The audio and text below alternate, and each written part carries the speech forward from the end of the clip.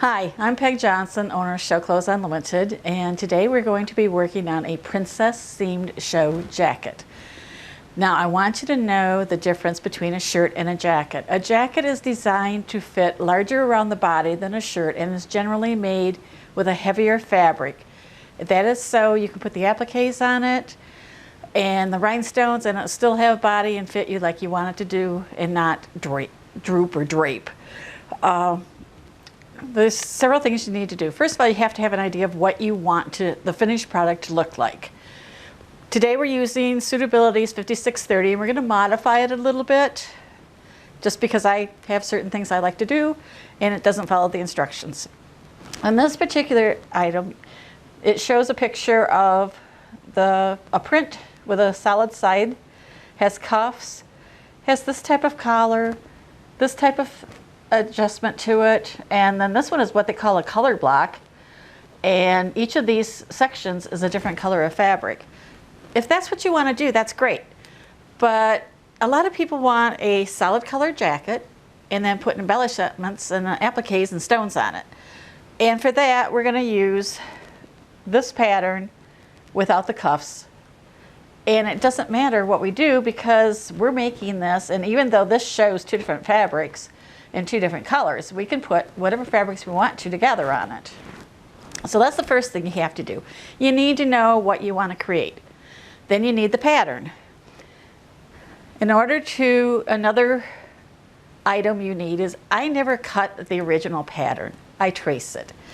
These patterns come with child size 2 through an adult 24 all in one packet.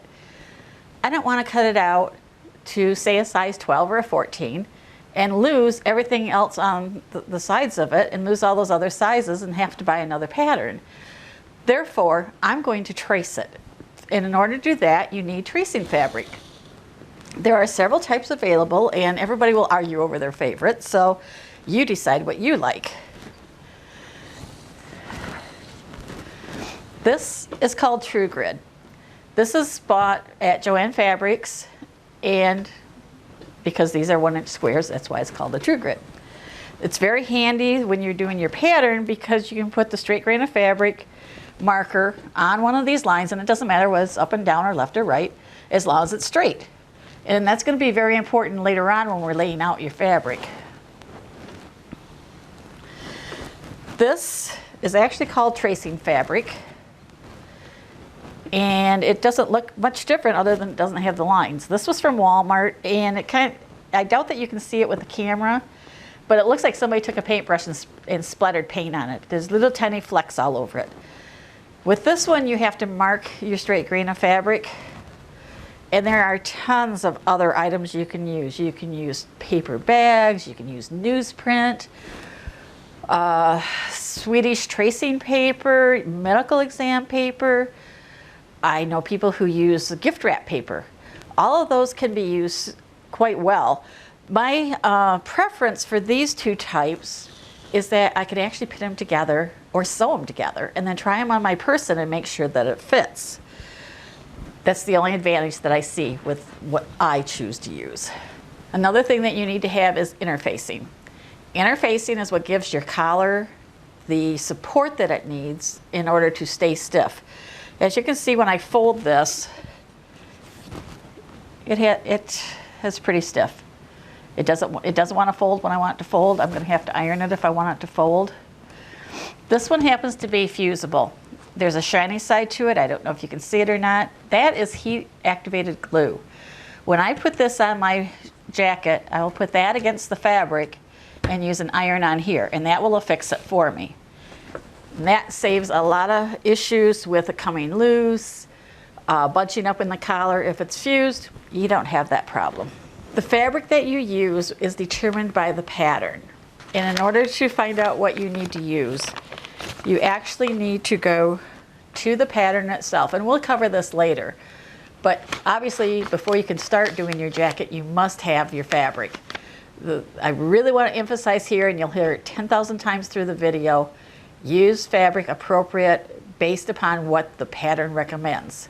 If you don't, it's not going to fit right, it's not going to hang right, and you just wasted your time and money. So do it right the first time. Follow the recommendations. Use polyester thread because most of these fabrics that we're using for this have a lycra base in them.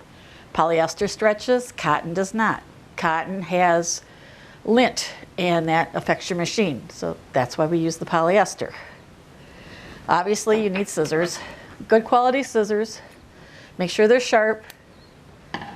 I like to have a little pair too because I can clip my threads at the machine. My machine doesn't have a cutter on it, so I have to use my threads. Now, a tape measure is really important. And people laugh at me when I show them this.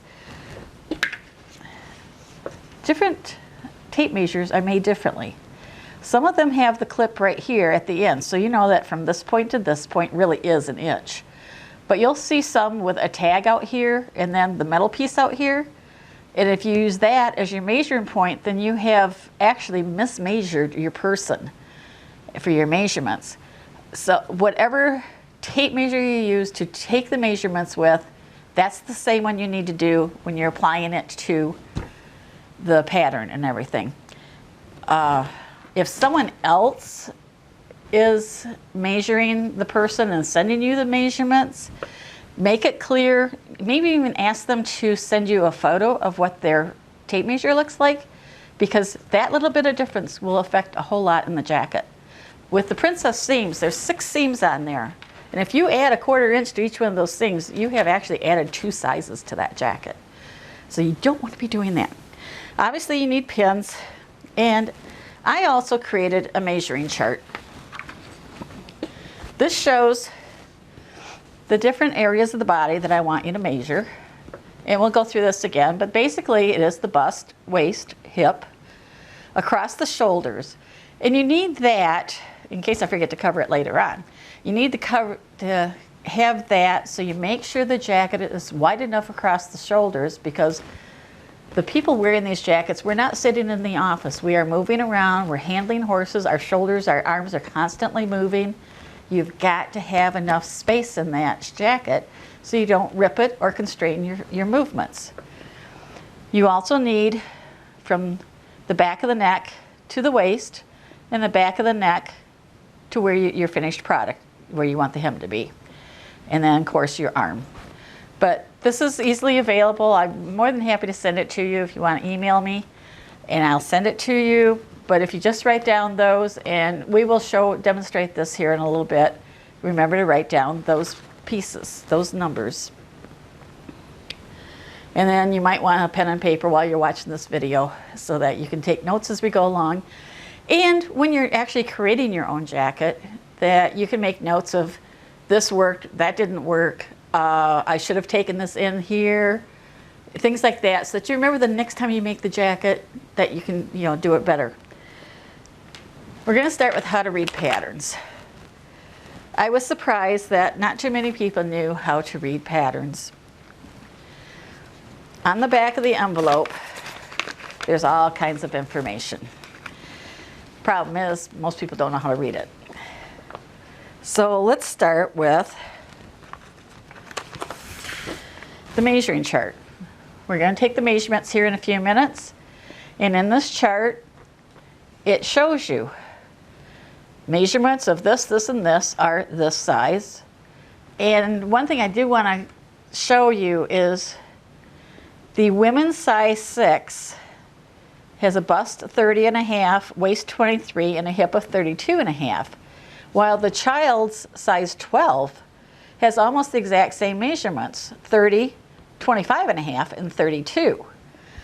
So there is definitely an overlap in the sizing, but if you look, the women's is made for someone who is developing a bust, where a child is usually thicker through the waist.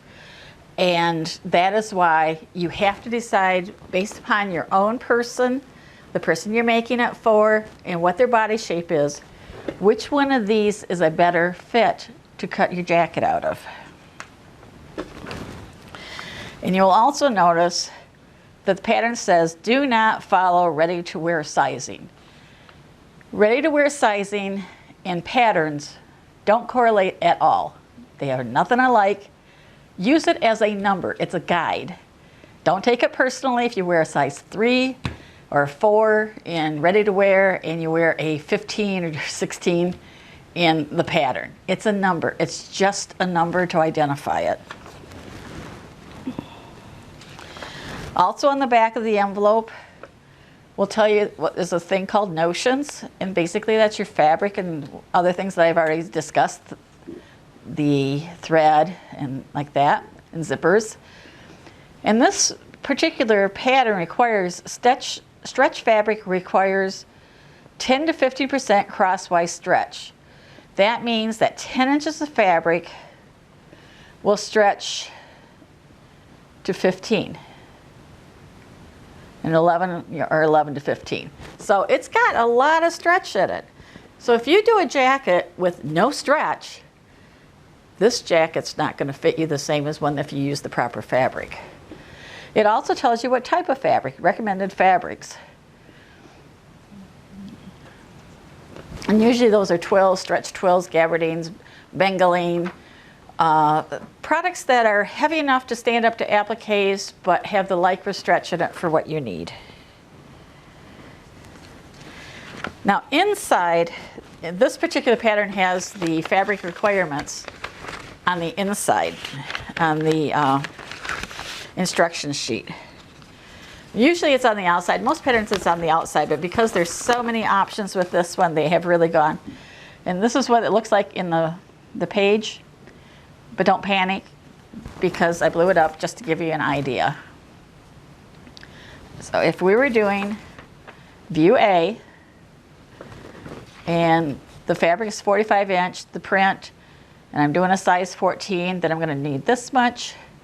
And because this has 2 colors on it, there's also a solid view A, and I need that much of the other color. This is your guide.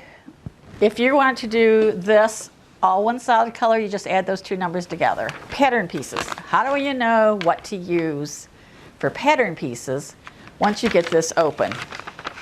Well, this is what the pattern comes like. Remember that in there is size 2 through size 24 for all people. And enjoy that little packet right now while you can, because once you open it up, you'll never get it back in the envelope again. Just accept that. That's the way it is. A machine folds these, and as you can see, as I'm coming out, you can see the different pattern pieces start to emerge, but I still don't know which ones I want to use. And so in order to do that, I have to go to my instruction sheet. And it shows me. If I'm doing an adult, for my front, I'm going to use this piece. If I'm doing a child's, I'm going to use this piece. And then you just follow down around, and it will tell you what pattern number pieces you need for whichever piece of jacket or view of jacket that you're going to be using. It sounds confusing, but a simple walkthrough is not so bad. Just read it all through, try to understand it, and you'll be good.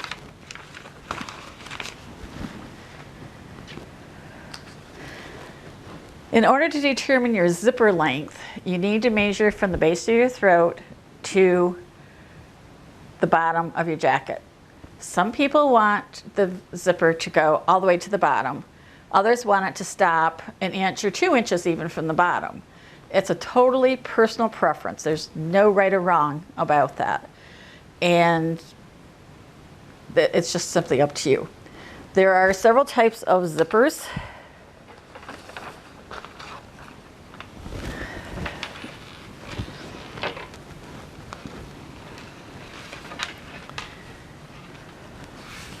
This is a coil zipper.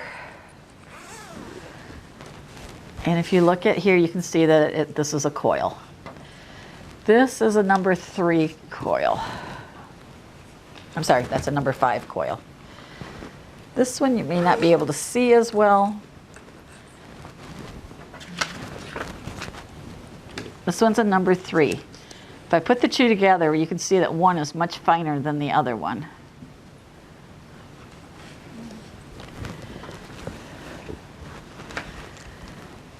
This is a number 5 molded plastic. The problem with this one, in my opinion, tons of people use them. This is very hard to get a covered zipper out of. And if you have to shorten the zipper, you have to be very careful you don't hit these teeth with your needle. If you hit these teeth with your needle, you will break it. These molded zippers are less forgiving shape-wise than the 3 or the 5 coil. See how soft these drape? This one doesn't drape quite so easily. And when it's going down the front of your body, it will actually buckle because of its own weight with the teeth meshed the way they are. If you cannot find a zipper the right length for what the pattern calls for or you want, buy one that's longer. You can usually buy the coil zippers in the local fabric store up to a size 18 inch. From 18 inch on, you are stuck with the molded ones. Therefore, if you want an 18 inch or longer zipper, you need to order it online, either from wawak.com or zipperstop.com, or if you have a favorite place that does have them. But most big box stores only carry the molded plastic ones after the size 18. There are some sewing terms I want you to understand before we get going. Princess seaming is a shirt or a jacket that has seams coming down over the bust and your shape is built there. Some people think that's a lot better fit than if you try to do darts. Darts are where you take the fabric and it is folded and comes up to the bust or to the side and takes the fabric in. It's like that. The only problem with that is getting them centered, getting the same length, and not having them buckle. It takes practice. For lack of a better word, it just takes practice to get a dart. Some people prefer darts, some people prefer the princess seaming. A facing on a jacket is something that goes on the inside. This shirt has a facing. There's no raw edges here. And that is a personal preference thing. The pattern comes with a facing. I don't use it. That's why I have to say it's a modified version. I can get a nice finished edge inside without the facing and without the added bulk. Depending on your fabric, you may want to have the facing. If you know you're going to have that shirt open or jacket open and it's going to be open this way, so it's going to be exposed, you're going to want to use the facing. Most of these show jackets are zipped to the neck, so it's something you don't have to worry about. Seam allowance is very, very, very important. Every pattern has a seam allowance, and you need to read the instructions to find out what it is, because if you use the wrong seam allowance, it's not going to fit. Remember I said there were 6 seams going on? You add or subtract a little bit on each one of those seams, then it's not going to fit.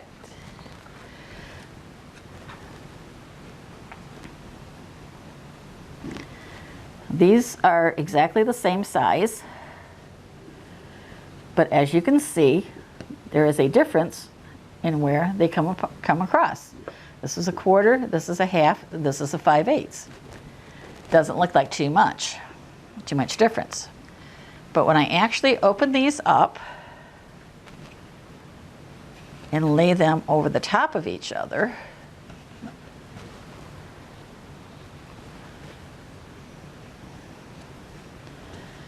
don't know how well you can see it, but there's that much difference in these pieces that started out exactly the same size.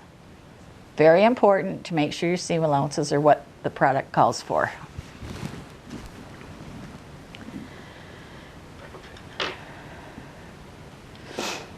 Now your fabrics. Some of the fabrics are stretchy. This one is one that fits what the pattern called for. This is a 2-way stretch. See how it goes really nice and stretches nice that way? It doesn't do anything this way. This one has itty bitty bit of stretch and nothing that way. So this one's a better piece than this one. This one is a twill, has no stretch at all. So I have a jacket made of twill, and I will show you what the difference is when it gets done. But you can see that there's absolutely nothing going on with that one. Therefore, you've got to use the product the pattern calls for. All right, we're ready to start to measure. So remember, I told you the different spaces that we need. You're going to measure the fullest part of the bust. And this gal is at almost 36. And I make sure that you measure over whatever they're going to wear.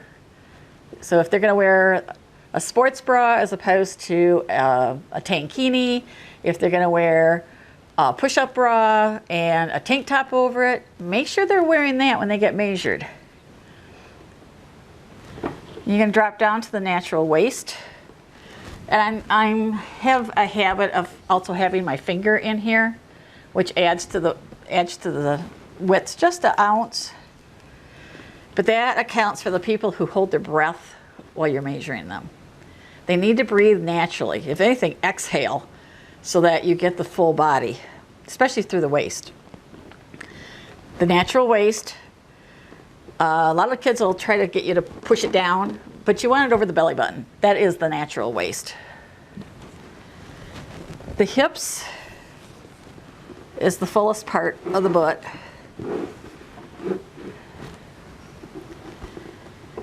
And some people have no butt, some people have a big butt. It's just the way it is. Now remember I talked about across the shoulders. If they have a shirt on, find their natural where the body fits the arm. And you can there's usually a bit of a crease there. And you're going to measure across there. Now you notice I'm way up here. That's because that's where your greatest movement is. If I go up here, some people measure up here, and that's fine. You can do that. I go with this just because of the way the pattern is. Find that bone at the back of their neck. Decide how long you want it to be. Now with the jackets, it's also very important to find the natural waist again.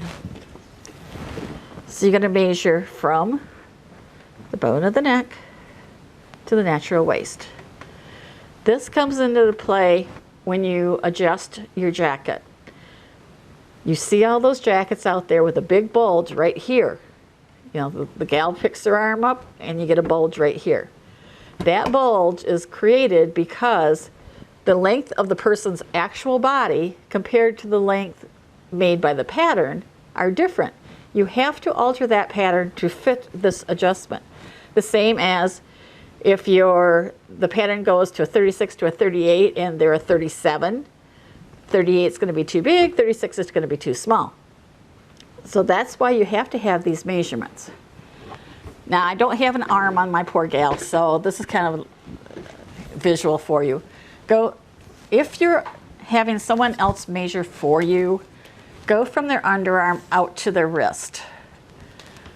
Professionals will go from here to the shoulder down with their arm bent. If someone else is measuring for you and you never see them, it is really difficult to make sure that they are measuring the same place you are measuring. That is why I always go with the underarm to the wrist. Other people will measure from the shoulder down with the elbow bent. Same reason I don't do that. I don't see the people. I don't know if they're starting here, here, here, or out here. I want to know exactly, so I go from under here. If this is a plus-sized person, you're going to have more measurements. You're going to have to measure the upper bust and the lower bust. This will give you the shape that you need. And once a woman gets into D, E, F, and up cup sizes, then there's a whole lot of alterations that I can't even begin to tell you how to do because I'm still learning that. Just know that so that you don't expect the pattern to be the be-all and end-all. As there are more fitting problems, the more it's going to have to go into a customized garment.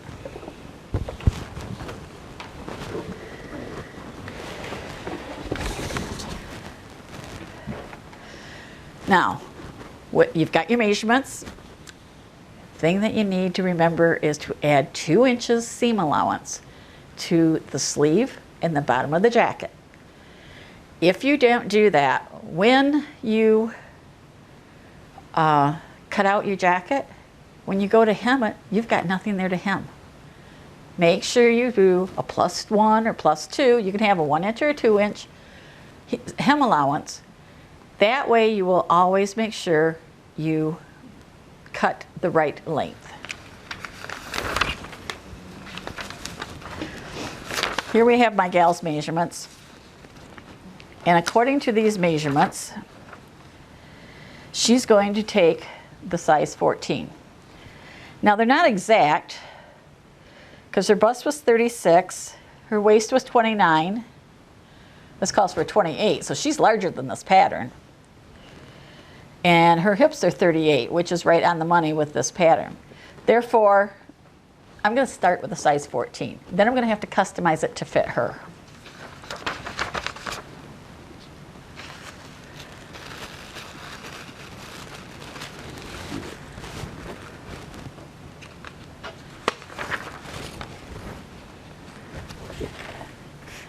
And if at this point you decided, oh heck, I'm not doing that crap, this is the most important part of doing your jacket. Once you fight through having to do this and getting it right here, assembling the jacket's easy peasy. Several of those sewing retreats I taught, the people wanted to just grab the pattern and go, and I taught them to do it this way. They went from jackets that didn't fit their people to jackets that fit them marvelously. And they admitted, I taught them patience. You must be patient at this stage. It's the longest, the drawn out, tedious part of doing this, but it is so worth it in the end. I highlighted the size 14. And you want to know how I know that?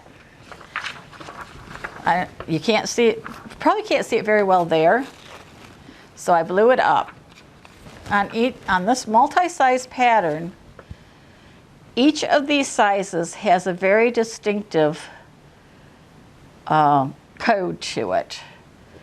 This out here is a size 24, is a totally solid line, no breaks in it at all. Size 22 has a long thing with a dot and a shorter dash with a long dash back to the dot, short, and continues on. And each one of these, again, has a very distinctive thing. And my code for the 14 is short dashes. Dash, space, dash, space, dash, space. And if I follow that all the way around my pattern, then I will always have my size 14.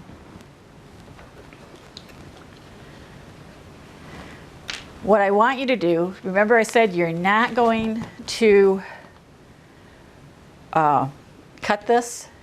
If I cut this, because she's a 14, I'm going to lose all these other sizes and any minute details for the smaller pieces. Therefore, we're going to take that tracing paper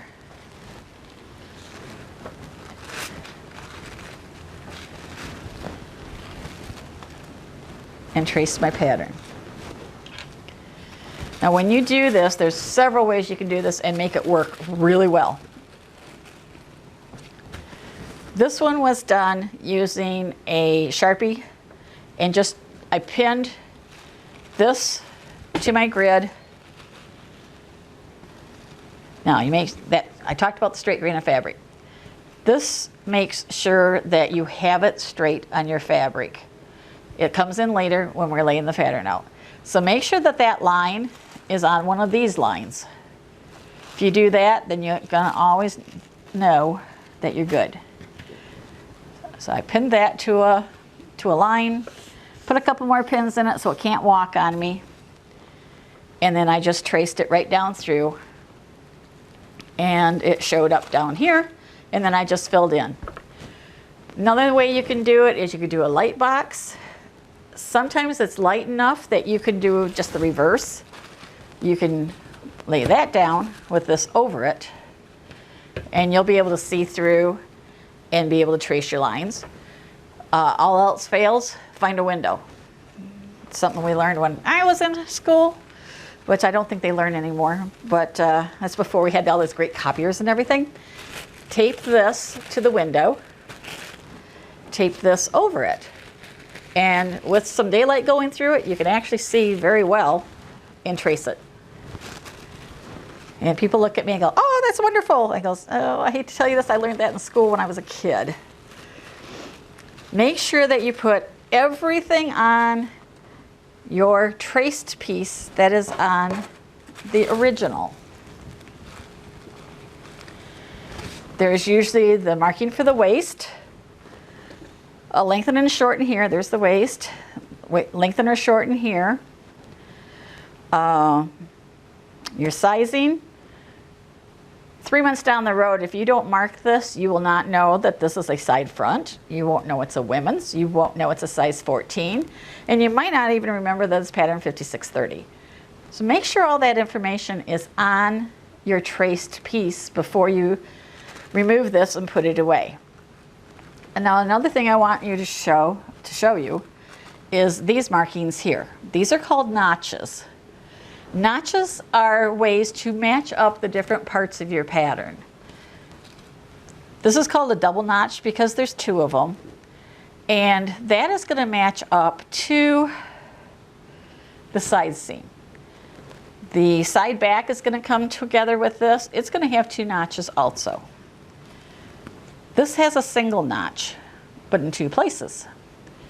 And what that is, when you are putting this piece to the front, this is the side front. When you attach it to the side front is going to have these two notches also. And that will tell you whether you're getting it matched up or not. Know that sometimes when you're tracing it, you will get the bottom off a little bit. You might be 1/4 to 1/2 inch off.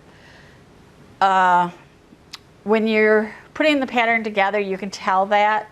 Sometimes you really can't tell until you're actually into the fabric. And as long as it's at the bottom and it's no more than 1/2 inch, you're okay. Because remember, that's in your seam allowance. And the seam allowance can be adjusted. It doesn't have to be the full 2 inches if you chose 2 inches. It could be short that 1/4 to 1/2 inch.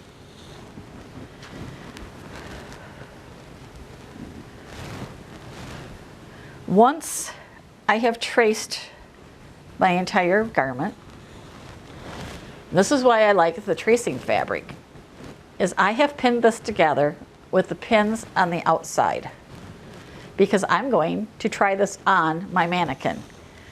Now, mannequins are not as perfect as humans.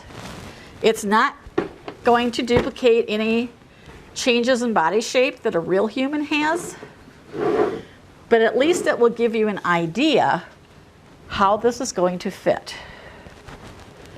And another reason to make sure that you mark front and back is so that you put it on right.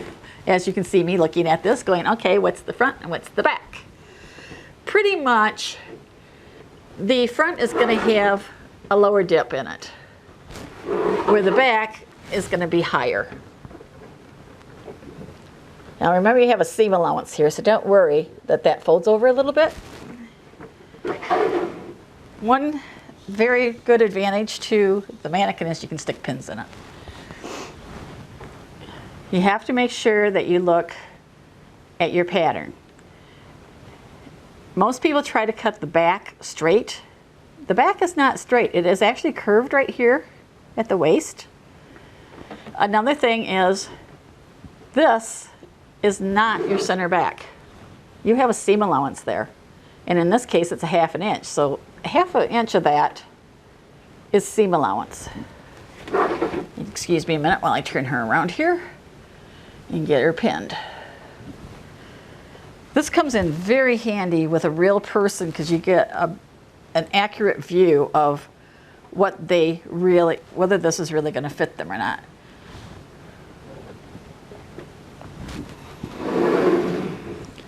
Now the same thing with the front. This is not the center front. This has got a 1/2 inch seam allowance for putting your zipper in. So this is looking pretty good.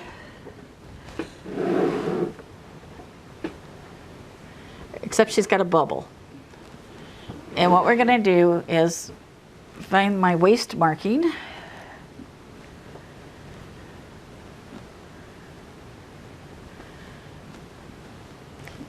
My waist marking is way down here. But her waist is that much higher. Sorry, is this much higher. That's only 1/4 of an inch, but it does make a difference. And what you're going to do is release this from the other piece. This is why I use pins, I don't stitch it. You can base this if you want to. And I'm going to move my waist mark up to where her real waist is. I don't know if you can see that, but it's that much. Believe it or not, that is going to eliminate the bubble in her back. It seems like a very trivial thing to do, but that eliminates that bubble everybody complains about. But now you have to take and do that with every piece, the same amount in the same place. And because we have shortened it here, you may want to remeasure your length. You may actually have to add more down here. So a lot of times when I do this, I will actually make this longer than what I want. I'll mark where I want it, but I will actually have it longer so that when this happens, I don't have to tape a piece onto it. You can very easily tape a piece onto this, stitch a piece onto it, it's no big deal. But that makes a huge difference. That little bitty thing right there makes a huge difference in that bubble everybody gets in that back. Because most people's backs do curve in. You know, especially teenagers, you're gonna find that. Depending on your fabric, you're going to have to decide what method of stitching you want to do. As you can see from this fabric, see how this is fraying? When this starts coming apart like that, it's called fraying. For the most part, it's not going to hurt your jacket, especially a homemade jacket that your kid's going to wear. But if you want to sell this in the future or have a resale value, you know, move it on to the next kid when yours outgrows it, then you need to do some kind of finish on it to get rid of the fuzzies. You can line the jacket if you like. That's a totally accurate option. Because the heat, and like we had 100 and some degree days this year, you're out in the sun, you're in the heat, you've got these clothes on, you might have a tank top underneath this jacket, you're going to be hot. You really don't want another layer of fabric in there, trapping heat in your body. So therefore, I suggest serging the edges. This is the same fabric, obviously, but because I have a serger, this is what I did. You can do this with a zigzag. You don't have to have a serger. You do not need a serger to sew your own show clothes. It's one of the biggest myths that there are. Is it nice to have? Oh yeah, no kidding. But it's not a necessity unless you really, really want a resale value so that you can get your money back out of it or move it on. If you are sewing to sell, then you better have a serger because they're going to take one look at that and go, ew, homemade, don't want it. Sorry, that's just the way that it is. But you have options. If you know what size your shirt is, your jacket is, and you're very, very, very confident in what you're doing, you can serge it together and be done with it. You know, say this is the front and this is the side front. All your seams are going to look like this. My only drawback to that is when you get to hemming it, okay, we've got to fold that over. And if I'm going to hem it, now I'm going to fold this up. Now I have twice as much bulk. It's some jackets, it doesn't matter. It won't affect a thing. Other times, it's going to affect it. It's going to be too thick and you don't want it. You just have to go by what your fabric is. The alternative is a combination where I serge all the edges, just like I did here, one piece at a time, all the way around. And then I use my regular machine to do my seam allowance. This gives me the added advantage of being able to open those seams up and reduce bulk. Then when I have to go hem, I don't have the bulk. It's personal preference. You can also zigzag these. You can zigzag this first and then straight stitch it. You can zigzag them together. Again, those are options. Now you get to actually lay your fabric out.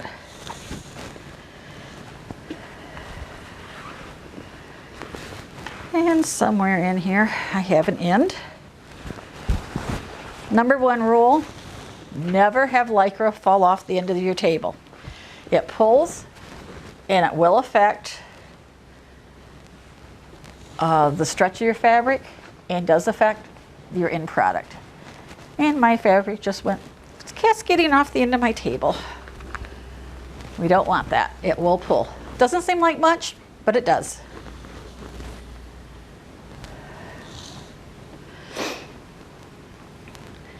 Regardless of the layout that is in the pattern, I have made it a habit to do this a very specific way. Most of your fabrics, it won't matter if you put one piece this way and one piece this way. But you're going to get the one time you're not paying attention, and you're going to find out that this has a very definite nap to it, where the one color goes this way and the other color goes this way. And when you put them together, it's very, very, very obvious. Therefore, whenever I do my patterns, everything that goes towards the head of the body, shoulders, top of the sleeve, top of the princess seaming, those panels, everything that goes towards my face goes towards the same part of my fabric. And it doesn't matter if you do them all this way or if you do them all this way, as long as everything that's up is headed the same way. If you get in that habit, you'll never get caught with your product looking weird. Except for the collar, none of this pattern is on a fold, which is kind of unusual. Except remember I told you that the back has a shape to it. If the back was straight down then you could put it on a fold. But that's another reason that sometimes people have that bubble in the back.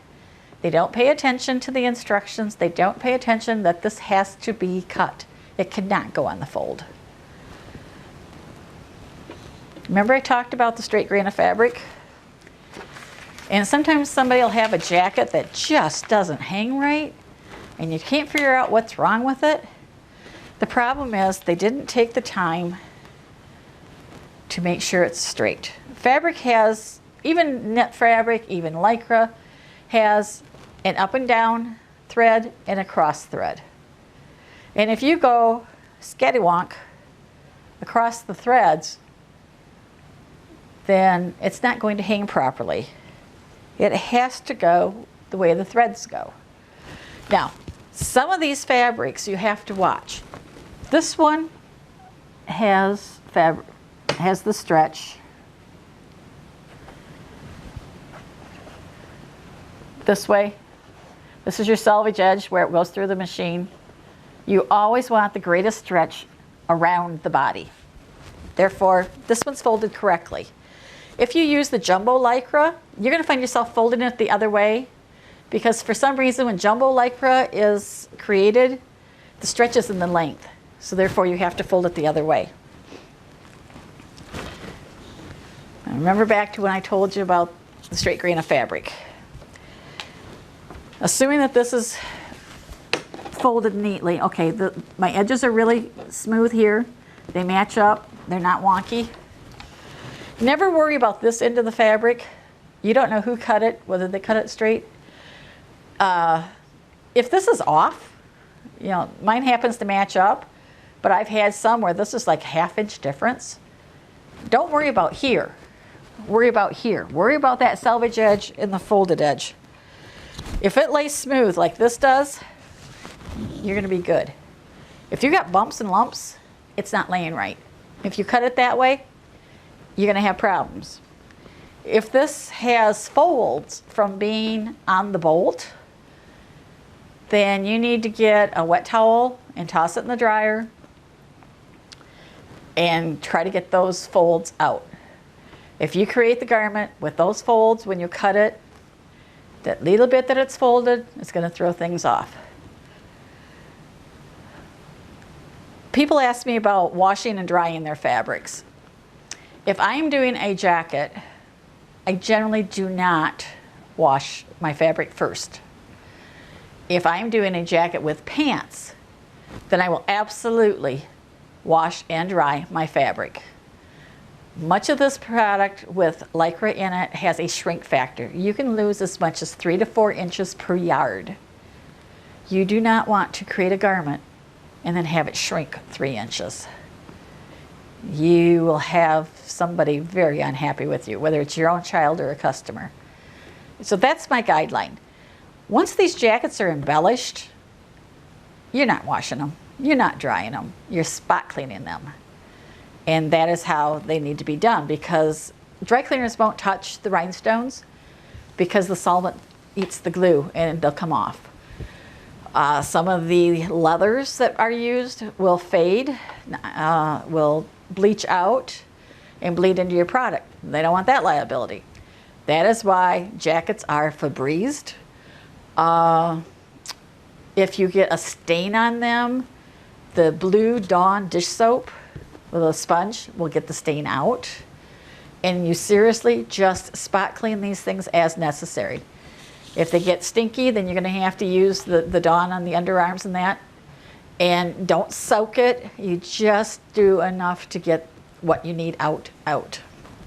Anyway, back to the fabrics. I have a line here, and that's my straight grain of fabric. And I can feel something underneath there, so that's why I'm going underneath there. It was a pin. Might not affect something, might affect it greatly.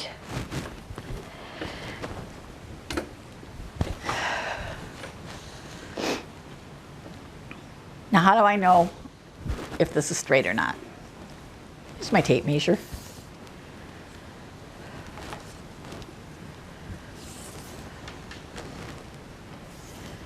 And I will go from that arrow out to my edge. This one is just past 7.5.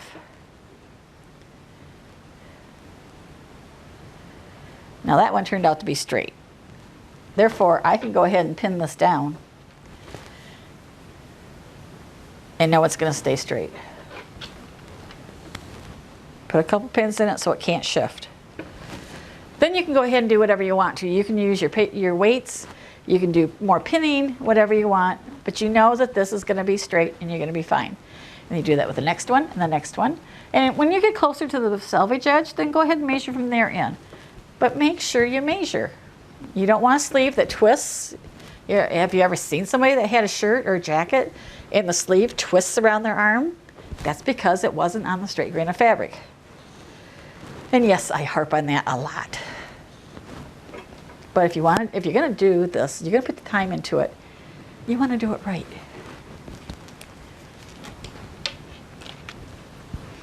Once you have all your parts on there, go ahead and cut them out. When you cut, keep the fabric on the table, your scissors on the table as much as possible. When you start lifting it up like this and cutting, then you're changing the shape. Believe it or not, it does change what happens with the fabric. So on the table with your scissors and cut.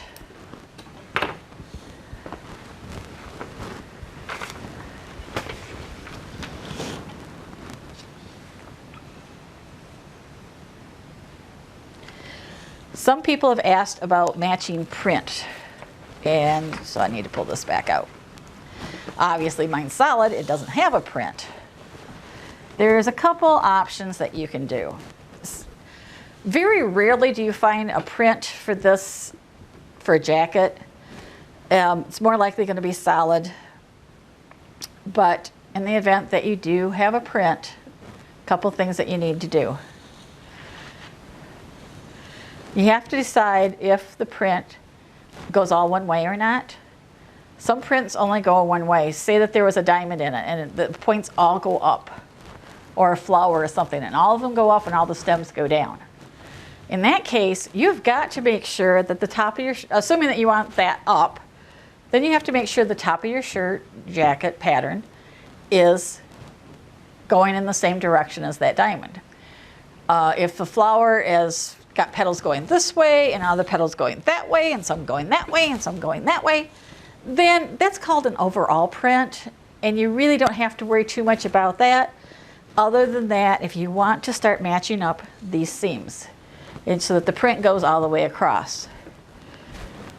The sad part is this side can match up beautifully and this side won't. They're totally different.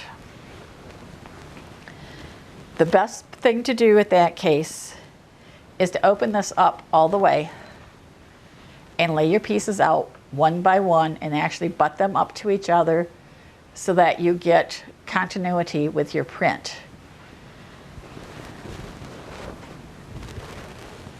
And then you have to remember that you have, when you do that, when you're only cutting one, you have to remember that you have a left and a right. So make sure you flip your pattern over.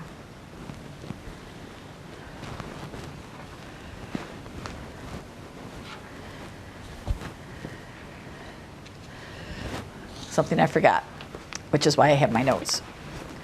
While you have your fabric out and you have your pattern on it, go this way because it's more convenient. If you can tell the right and wrong side of your fabric, you don't have to do this next step. I just got in a really big habit of doing this every single time. It's another one of those. If you do it every time, then you always do it and you don't catch yourself off guard. Say that I want the outside of this fabric to be the outside of my jacket. When I take this pattern piece off, when I cut it, I'm going to take a pin and stick it in here. Then I'm going to bring this side up and do the same thing to the pattern piece on that side. I have outside and outside. Inside stays inside. And that way I know every single time that when I see a pin, that's the outside of my jacket. Now I'm going to take that one step further. When I have a front and a back, we talked about those notches. Most of the notches are either a one notch or a double notch. If I have a double notch, which signals that that is the back of the jacket, then instead of one pin, I'll put two pins here. If this is the front of the jacket, I will leave the one pin. Two pins tells me that it's the back or the side back. And therefore, I'm not trying to get the side back to match up with the front and wondering why the pieces don't go together right. Because when you use the serger, when you serge all these pieces, you lose your notches. It's the one sad thing about using the serger. You lose all your notches, so you lose your markers. That is why I do the pins. One pin for the front, side front, two pins for the back, side back. And in this particular pattern, the sleeve has two notches at the back and then one notch at the front. Some of the patterns have no notches because you can put them in front or back, there's no difference. This one there is a difference, so I will make sure that I put two notches where the back is, or one pin where the front is, two pins where the back notches, just so that I know where the front and the back is.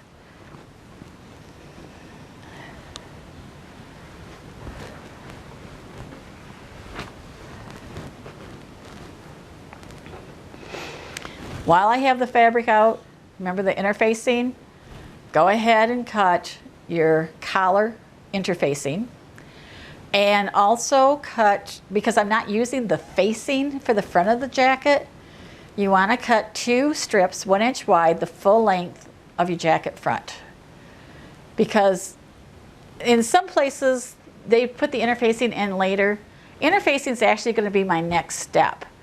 I want to get that part of the ironing out of the way, but keep your iron warm because you will do more pressing with this jacket than you will do in any other garment that you're working on. All right, we've cleaned off the table and we're going on to the next step. This is the 1-inch strips of interfacing that I told you about. This has been applied to the fabric, the back side of the fabric. Follow your interfacing directions. There are multiple weights, there are multiple techniques. This happens to be Pellon, the craft bond. It requires steam. The important thing is do not iron it. You're going to set the iron on it for a few seconds, lift and move down. A few seconds, lift and move down. If you iron, see what happens with the fabric? It scrunches. You're going to start fighting with it. And then one of two things is going to happen. Because this is stretchy, when it goes back to its normal stance, it's going to scrunch this up. If you put too much heat on this, it's going to scrunch up and it's going to hold your lycra there. And then you're going to have an ugly front. So do it gently, do it right, and it will stay on. Now you notice that I have not serged this fabric, and you can see how it's having all kinds of fuzzy wuzzies all over the place. Do the same with your collar. It's the only two places you need interfacing in this jacket. If you have used the wrong fabric and you have no body in your jacket at all, then you can use the Fusinet for the entire inside of your jacket. My objection to that is A, you used the wrong fabric in the first place. Therefore, you have cost yourself more because you have to buy the Fusinet. And then you cost yourself time because you have to apply the Fusinet. Then add to that, after any amount of wearing, it is entirely possible that the Fusinet and the jacket will separate and you will start getting bubbles. Technically, you're supposed to be able to reheat it and reapply it. I don't want to do that. And if I've got rhinestones and appliques on that, I still don't want to do it. I especially don't want to do it that way. So while you're at it, do your interfacing, do your collar.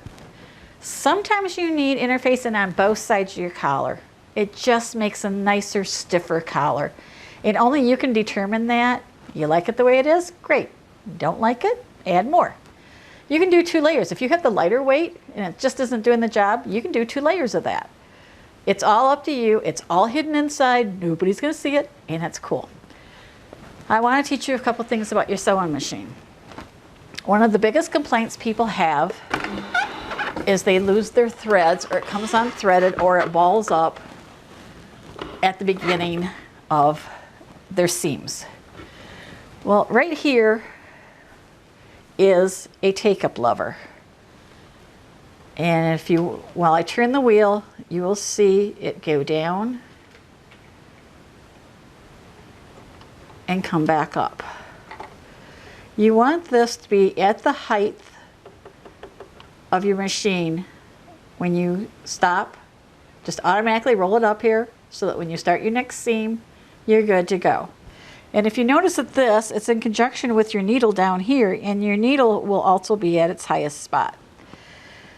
People will tell you, hold on to your threads, for top and bottom threads, front and back, so that you don't have that problem. If you do this every single time, you won't have that problem, and you won't need to be reaching back there to hold your threads. Big pet peeve of mine, obviously, you can tell by my tone of voice. Second thing, your flywheel. Always, always, always turn it towards you. When you turn it back, it changes the mechanisms down here that have to hook the threads. And you're basically undoing it and putting gobs of thread down there. By turning it forward, you continue the process, and then you just bring this up and you're good to go. Obviously, this lever is your presser foot lever.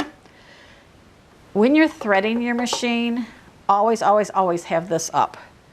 If you have this down, so your presser foot is down, the tension discs that control the thread are closed and you're trying to thread through them, then you're fighting with your machine.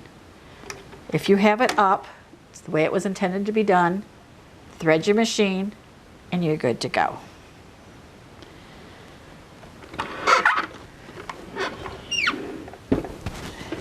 Start with a full bobbin. There's nothing worse than getting partway through and running out.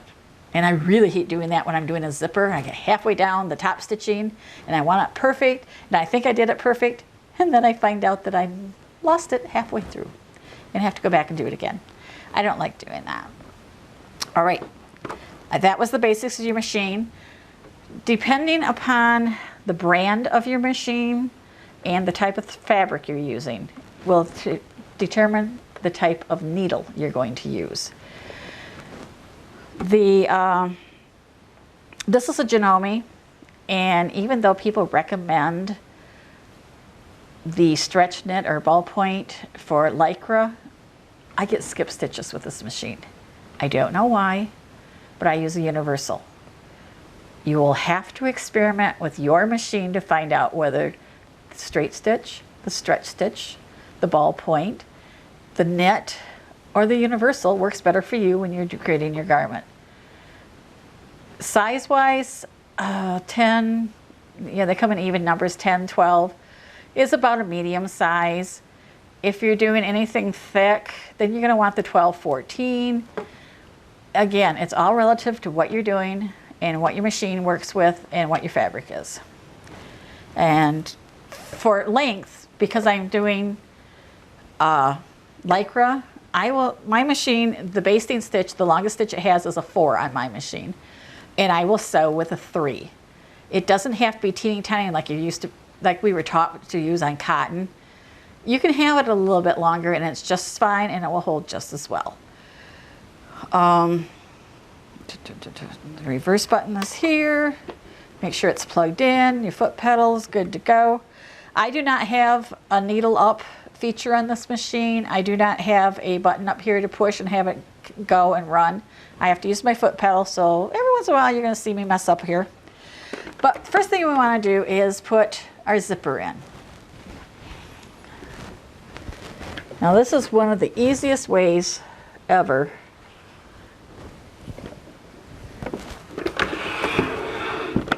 to put a zipper in.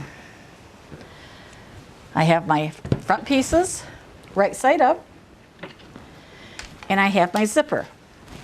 Notice my zipper is too long.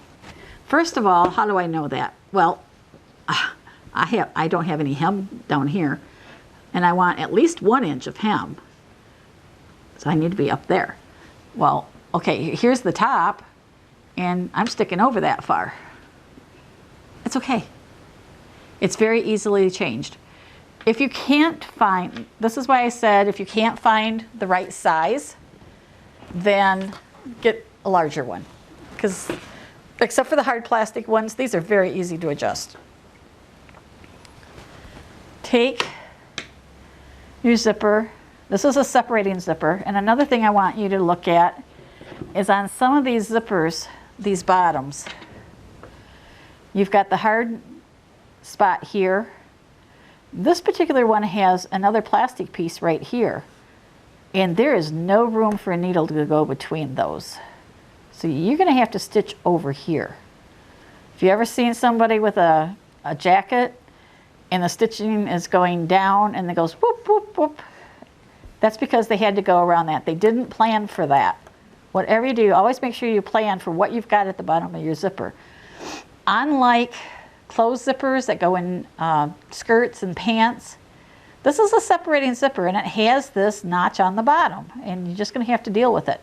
The larger your zipper, size-wise, as like with the plastic ones, these are going to get bigger and more obnoxious and more of a pain. And it means you're going to have to be stitching further and further out away from the center. When you top stitch, you're going to be top stitching out here. You're not going to be right next to the zipper like you were taught. So just be aware of that.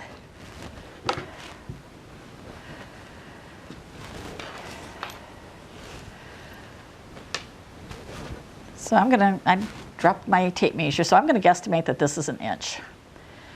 Put your zipper on Just lay it on there, right side up. And now I'm going to freak you out totally. I'm going to tell you to turn your zipper over.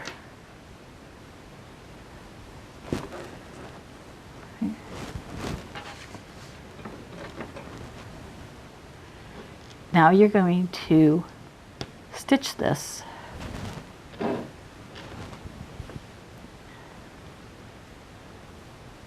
And you're already saying, that's not going to work. That's not the way it goes. Trust me.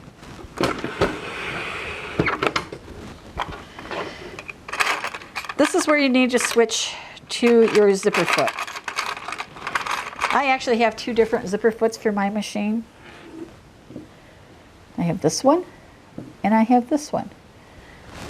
They are the same but different, but they are both zipper feet for my machine. I'm going to use this one and put the other one away.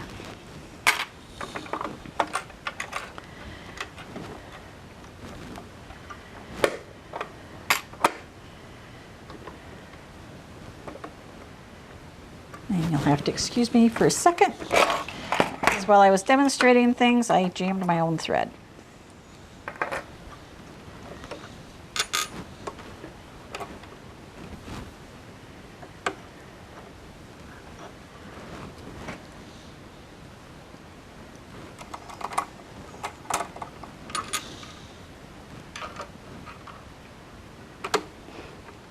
This is called a snap-on. If I'm sewing and accidentally hit this, that's going to come off. It's just that simple to put on and take off.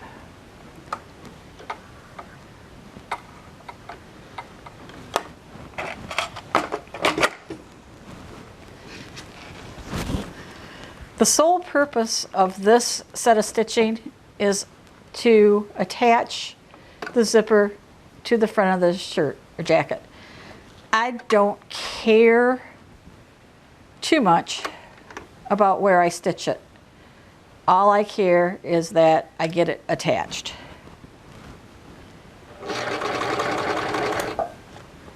And it does help if you put the pins in the right way so you can pull them out when you get there.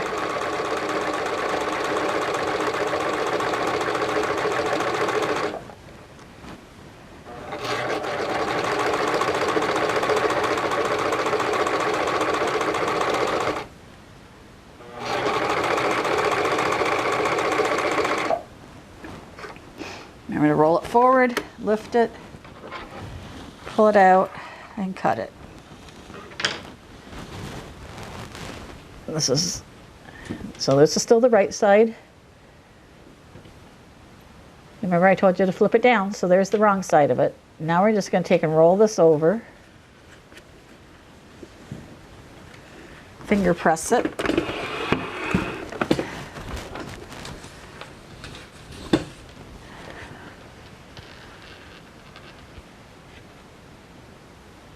And what I want to show you is that I'm folding this fabric back up over to the center of the zipper. If you feel more comfortable with it, you can take this part off. And sometimes that's a better idea.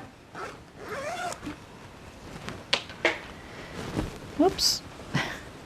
Because as you're sewing, you'll get a visual as to whether that is the right place or not. If you're sewing along and you can't see any green out here, then the fabric has slid back on you. If you're sewing along and you have a lot of green out here, then it has scooched this way on you, and you don't want that. You want it right even with that. If you're uncomfortable pinning this, you can hand baste it. Not much point of doing it with the machine because we're going to top stitch this.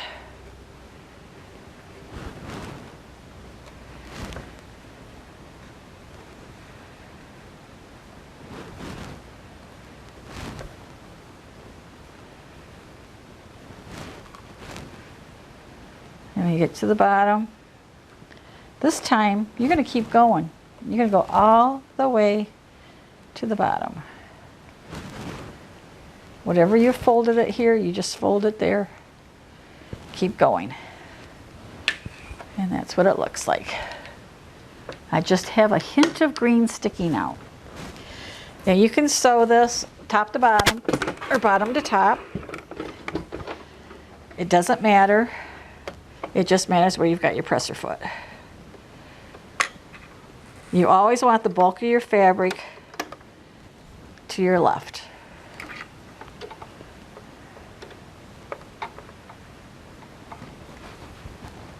Because I'm working with a stretch fabric, I'm putting it down. I want the feed dogs to work. I want them to feed it through for me and keep it steady. Now you're going to get to see if I can do this straight.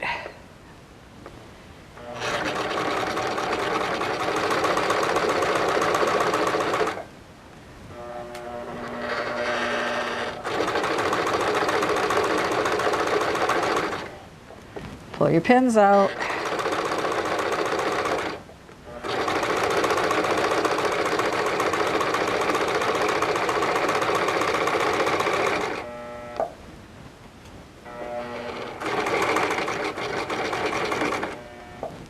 Now, I am at the hard plastic part. On this side, because it's the slide in, I can probably go right over it with my foot and I won't have to do anything special. But when I get to put the other side on where I've got that plug at the bottom, then you're going to see I will have to do something different.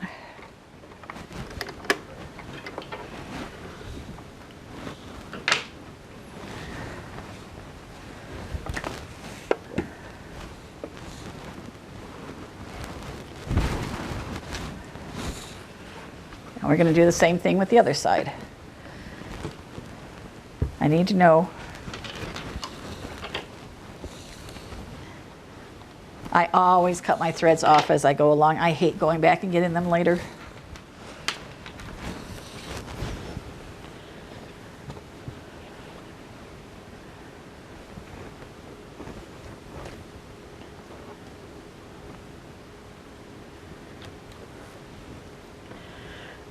One of the reasons I actually like working with a longer zipper is I can get the slider totally out of my way.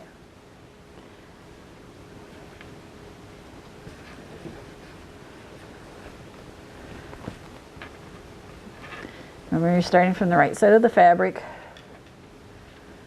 and you want to make sure that your tops and bottoms match up. Start with the teeth in, turn them over so that they're away. Match up your fabric, match up your bottoms.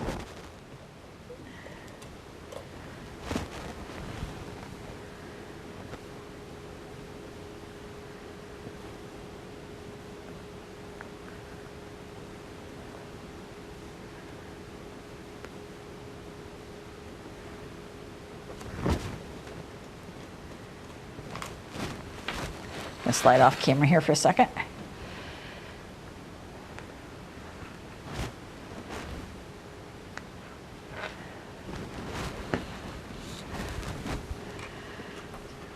Pop it in. Remember, this is the stitch that just holds it on so I can roll it in. And you will find that with that interfacing, you don't have half the problems you'll have if you try to do this without. Doesn't stretch, doesn't pull.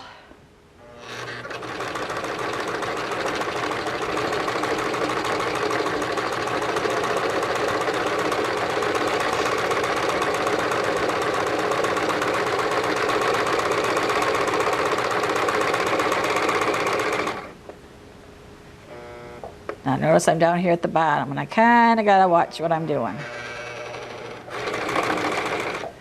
See how it's caught and twisting? Just make sure your needle's down, lift that up, and it's designed to go over it, so we're okay.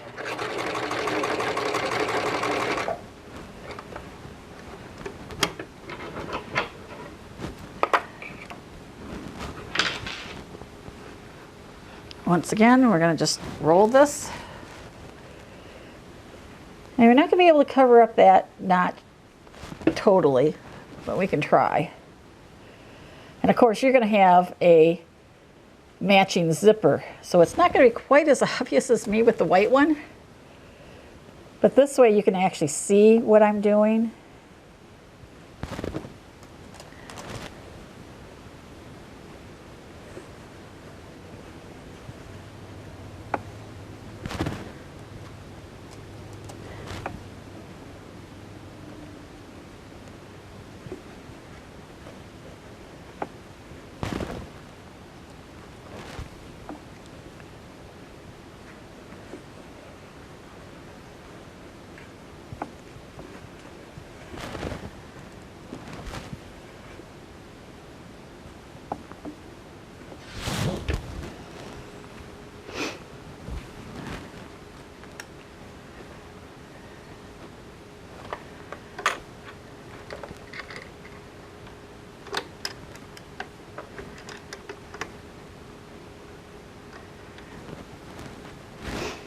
I'm kind of worried about that, so I want to make sure I'm really straight because I don't want a bump lump around it.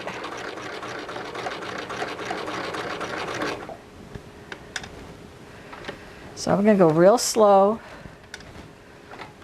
And anytime you pick your presser foot up, make sure your needle is down and don't be fighting with your fabric.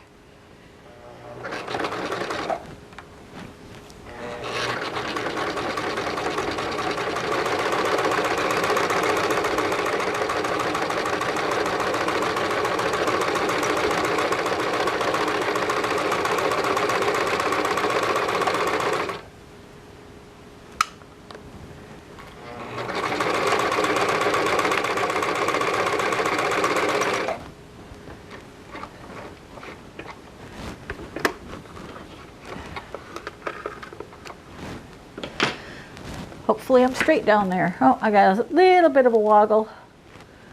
I might go back and fix that, but it's pretty good. Now I'm going to zip this together and make sure I stayed straight.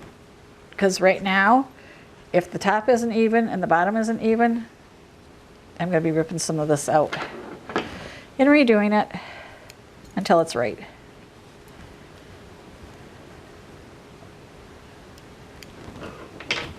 I'm all for doing it right the first time. If you have problems like I just had with it sliding down, it's because you don't have it straight. You've allowed it to cant just a little bit.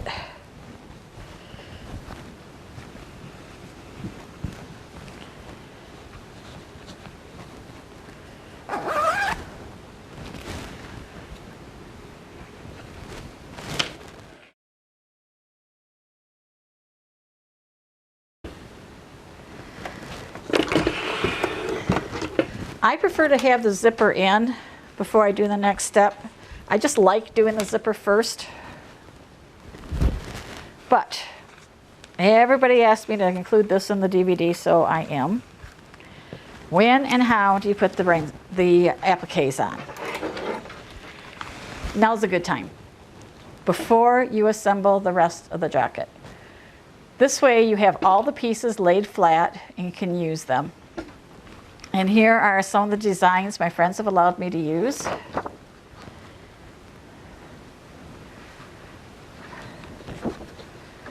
This is to give you ideas of what you can do on your own.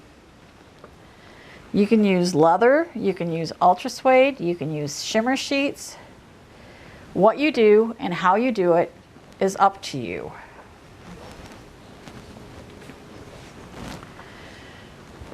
These are shimmer sheets.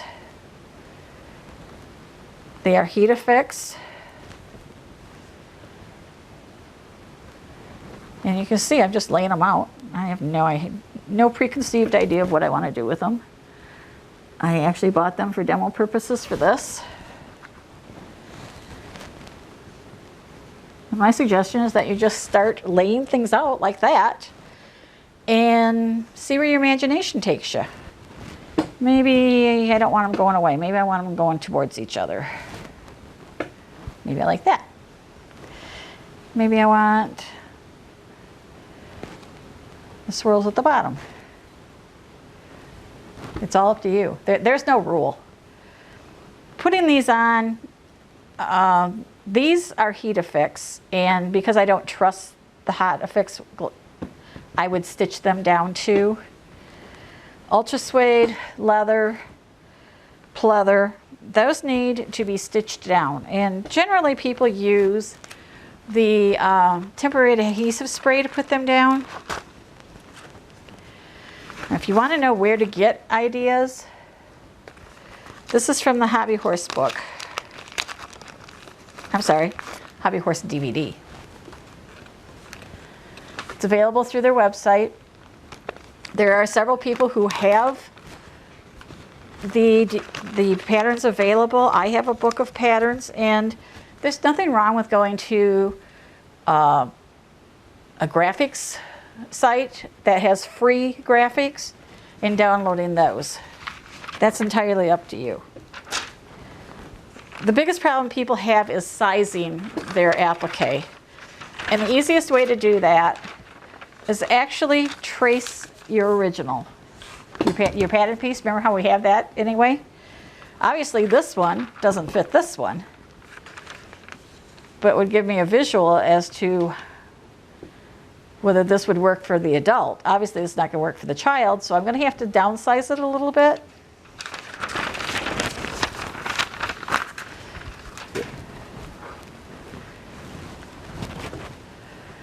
This is just simply stitched on with the rhinestones attached to it.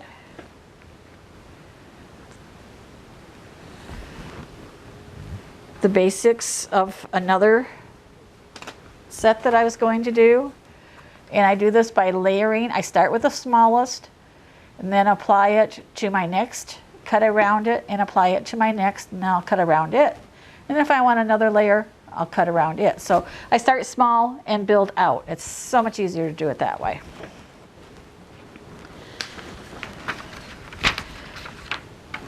You can draw it out, sketch it out. You're the one that has to like it. Like I said, there's no rules about which way you do it. Another thing you can do is, this happens to be, oh, nope, it's not a sleeve cap. It is a front. This is a total overlay. That would have gone on an adult one, obviously, not this green one.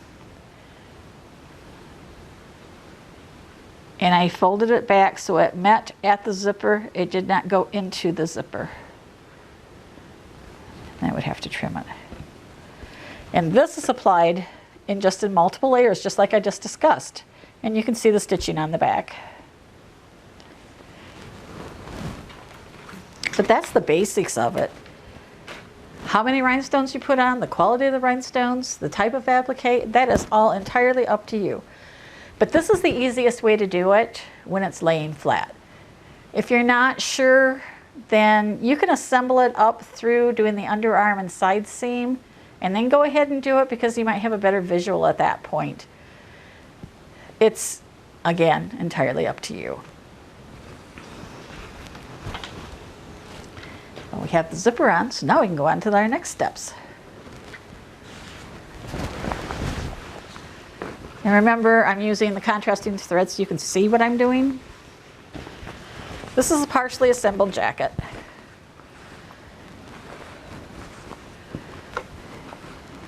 And this would be our center back seam. This is our zipper. And we got some princess seams going on there, but I wanted to show you how to do the princess seaming.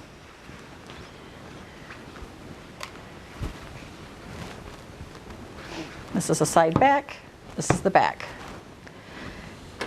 And it's really not as hard as everybody thinks it is. If you have traced your pattern correctly, and if you have made your changes accurately to all your pieces, these will go together very simply.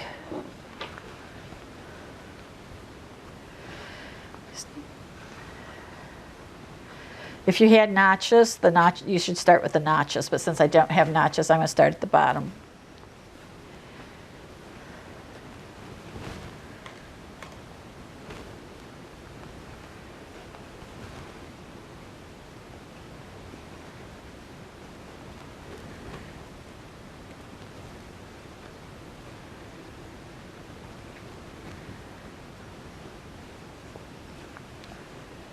Now, where everybody gets messed up or panics. It's really what I should say. You have this piece going this way, and you have this piece curving the opposite way. And your first thought is, oh my stars, this is never gonna work. Yeah, it does. You have to get away from being flat. When you do two curves like this, you do have to pick it up and you do have to curve it. From now on, this is not gonna lay flat, no way, no how, no shape.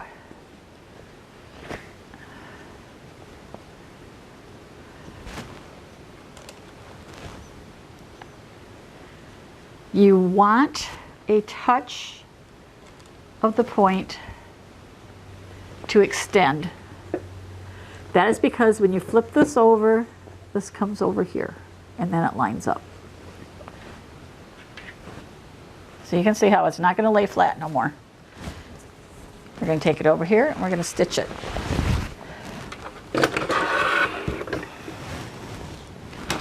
You can stitch from the top down or bottom up. That's entirely up to you. Whoops. Gotta change my foot back to my regular foot.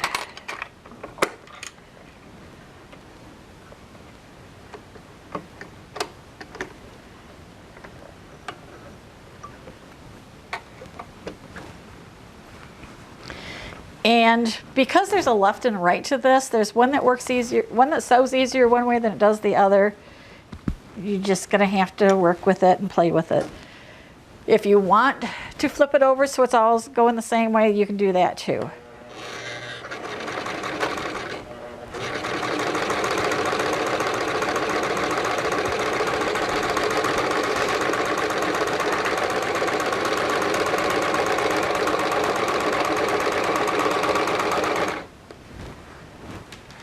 Now we're getting into the curved part.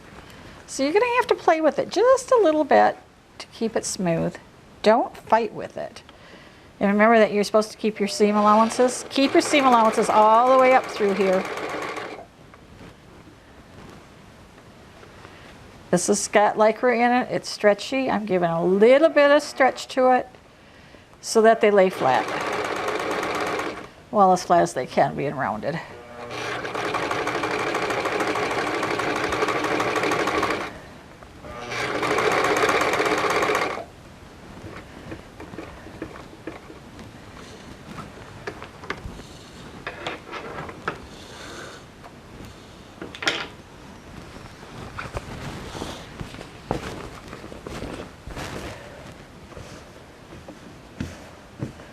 Remember, this is never going to lay flat again.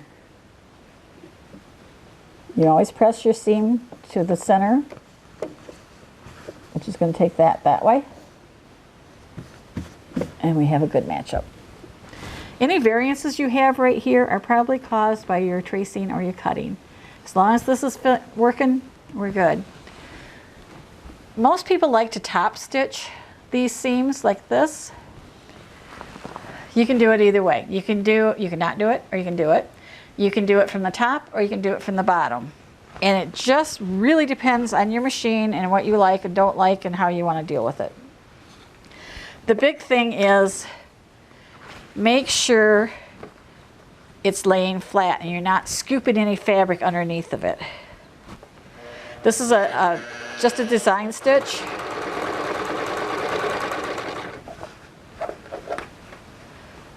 And it does help. I'm a little bit off there.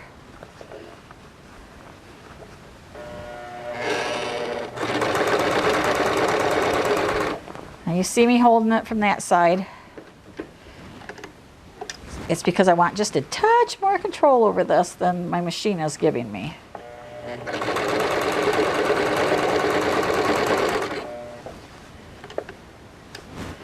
The reason I'm lifting and putting down my foot again is because I want to avoid as much bubbling as I possibly can.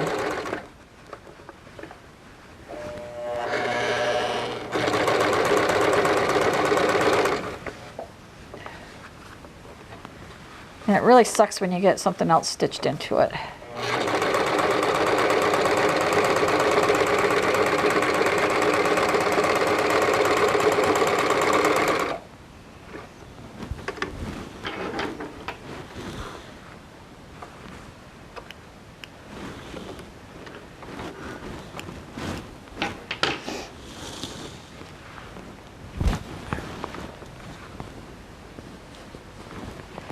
And now I can't even tell which one it was. There we go. There's one side. Came out very nicely.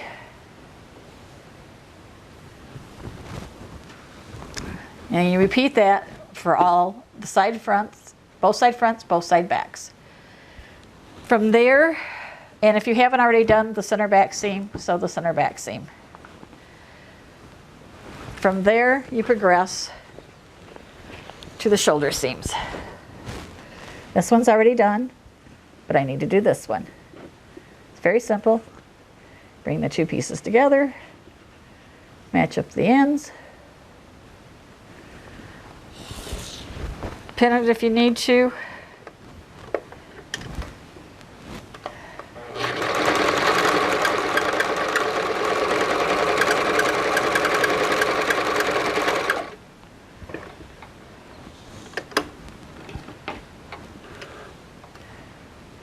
Really nothing to that. If for some reason you aren't the same width from shoulder to neck, always make the neck match. You can always trim where the sleeve goes.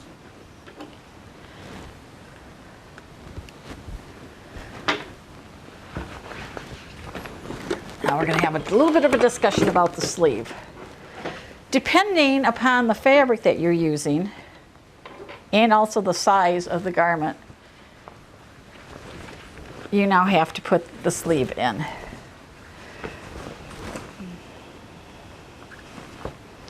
There are two ways to do this.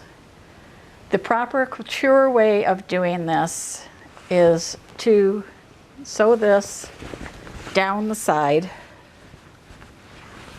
first, and then sew the underarm of your sleeve together.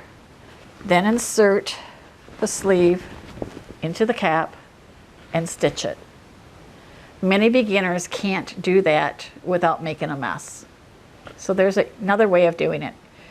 According to the experts, it's not as proper, but it works as well. Another thing is, depends upon your fabric. In a jacket pattern, the sleeve does not fit into the arm side perfectly. It has to be gathered so that you've got movement here. To accomplish that, we do 2 rows of stitching. This is a basting stitch. And what I'm going to do is I'm going to gather this up a little bit, and then I will set it into the sleeve. And I will try to show you what it looks like from the other side. This is the sleeve already put in. This is my gathering stitch. This is going to get pulled out. But because I did this, and once I take this out, you're going to have smoothness here. You're not going to have any bubbles. You can trust me on that one. You won't have any bubbles when you pull it out.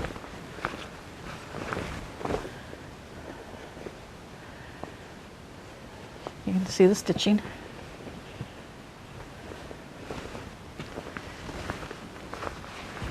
And to determine how much you need to do that, remember my pin? A single pin is the front, so I gotta find my front. This is my front.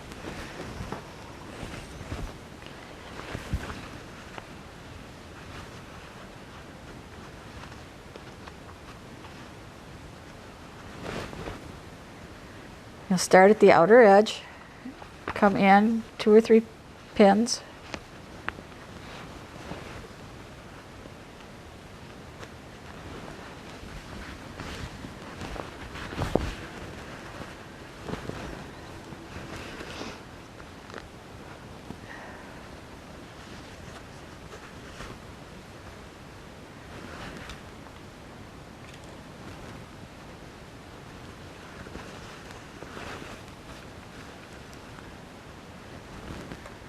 this is going to take a few minutes.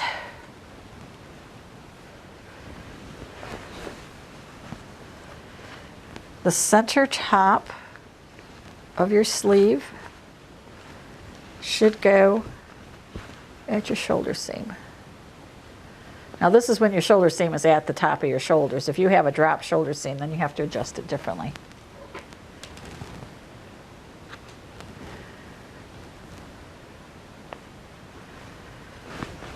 Now obviously there's a little bit of fabric there and a little bit of fabric there that's not going to be real happy. And I think I don't have it quite right.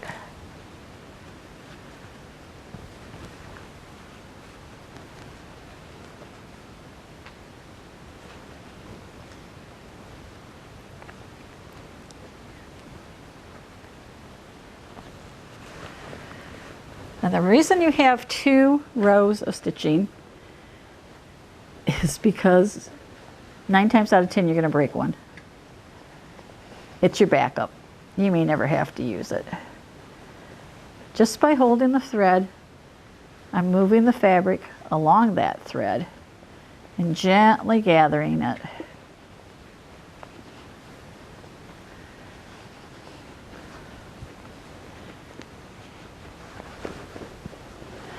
And just that little bit.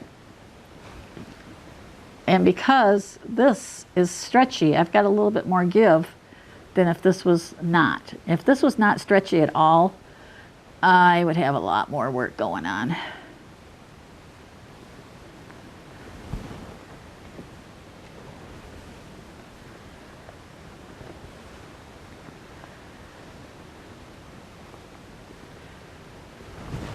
But you notice I didn't have to do a whole lot.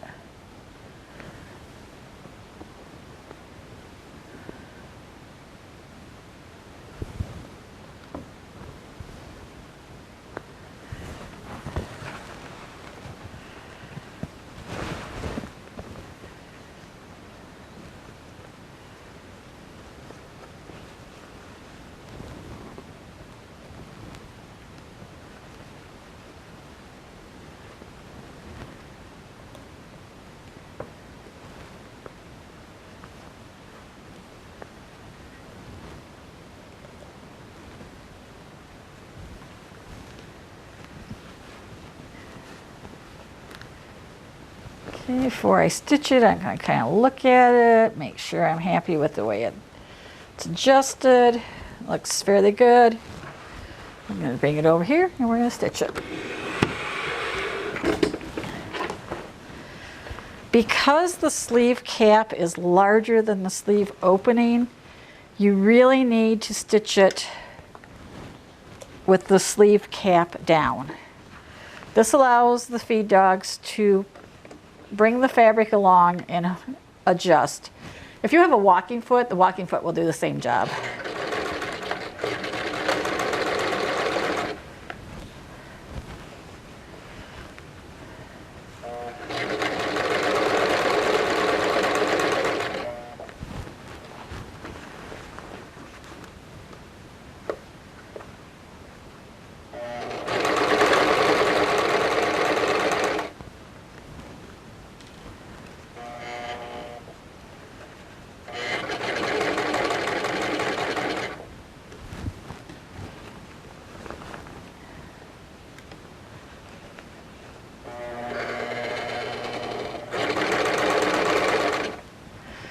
Here my feed dog, or my presser foot wants to push that. I want it open. I'm going to open it up.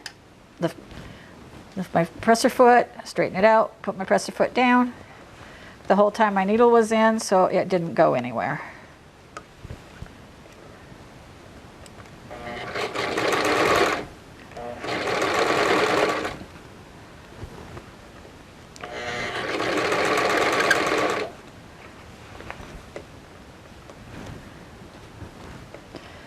If you need to, put a little tension on the fabric, but do not fight with it. If you fight, you lose.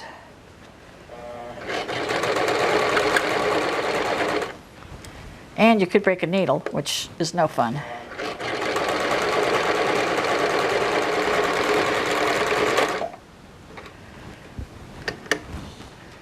Generally, when you're doing this, you can feel if there's a lump underneath there. Once in a while, you'll be surprised.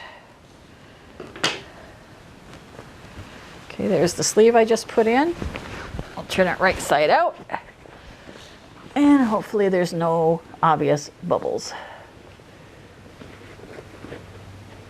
You can see my 2 stitches, 2 lines of gathering. Like I said, that'll all come out, but there you go.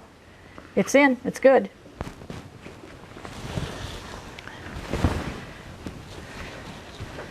If you haven't already done your applique and rhinestonings, now's the time to do it.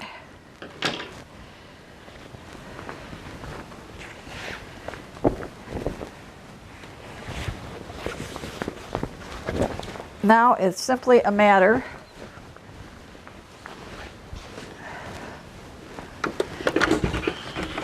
of pinning it and getting it together. Obviously, you're going to pull this stitching out because it's basting. It really comes out pretty good. Unless you're stitched through it, then once in a while it doesn't come out quite so easily, but that's all there is to it. That's why it's called basting. It's made to come out. Let's see if I can do the same with this one. No, I'm not hurting the fabric, even though it's making noises. Okay, basting gone. Oh, look at there, thread. What did I say my pet peeve was? Leaving threads.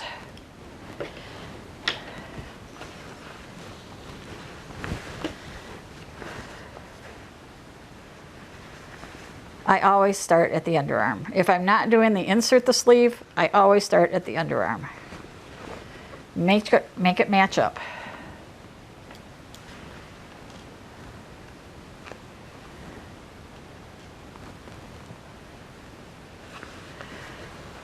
Then I work my way. And from here you can work your way from the underarm to the wrist or from the underarm to the hem. It does not matter, because you're going to sew it anyway. If you get to the wrist and it doesn't match up, do not worry. It was probably the pattern that built some ease into the sleeve for the elbow. Make the ends of the sleeve match up, and then with a little bit of stretching, make the rest of it match up. Because it's stretchy, it'll happen.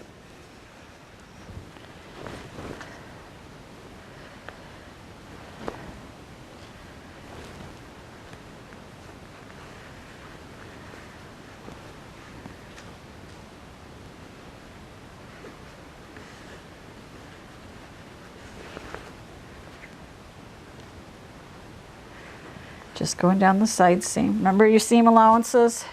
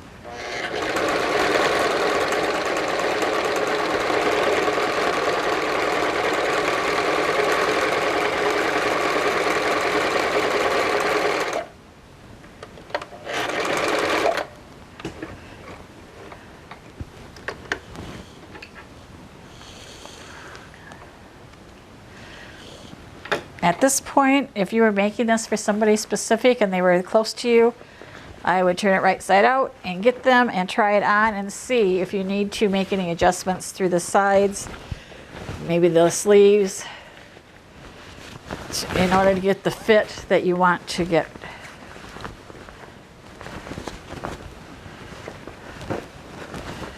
And other than having no collar and no hems, we're that close to being done. Hopefully you have put your other sleeve on now. They go in exactly the same. Make sure the marker goes to the front, that you adjust it so it fits in the sleeve side and stitch it in, do your underarm, do your side seam.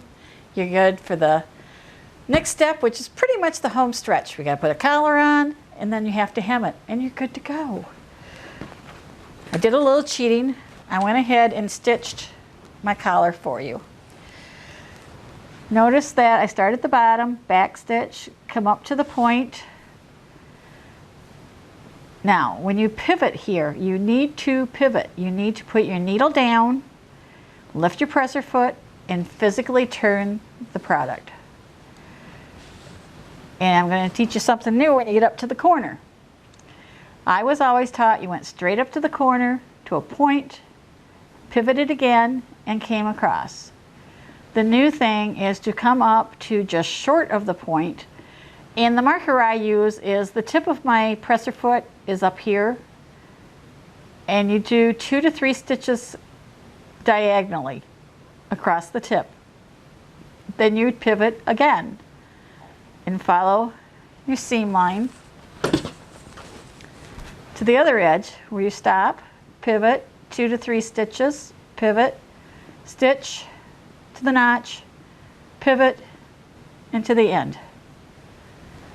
And surprisingly, it really does make a difference on how you do your collar. From here, there's a little bit of trimming to do. You cut off the ears, match the angle to your diagonal. This is a notch, it needs to separate. So you clip that to, but not through the stitching.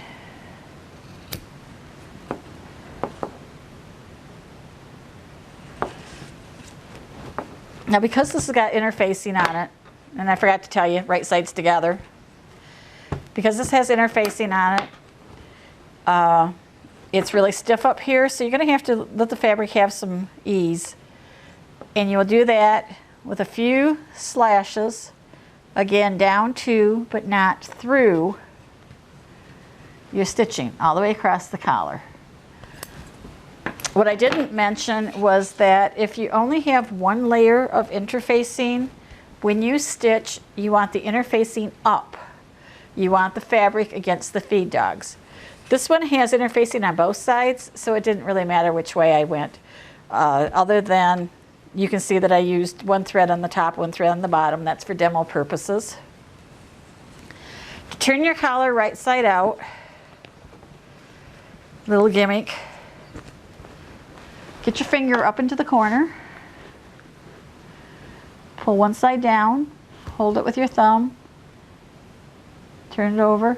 Hold it with your thumb. You're basically using that diagonal. Hold it tight with your thumb and flip it out. Go to the other corner. Get your finger up in there. Fold it. Fold it. Hold it. And flip. Depending on how thick this is, will determine whether you get a sharp point or a little bit more round point. You can use a corner turner, get up in there, and as you can see, I just made that much sharper. It's not sharp as I would like it, but it's very adequate, and it was much better than when I started. And I don't know if you can slowly see this working its way out. You can also wiggle it a little bit. What you're doing is you're getting that fabric in there to settle and lay flat. If it's a knot, if it's a ball, you're going to have a knot. So just don't be afraid to wiggle with it. And then see how that one just all of a sudden flattened out. Because I took 3 stitches across there, it's never going to be a sharp point, but it's going to match the other one.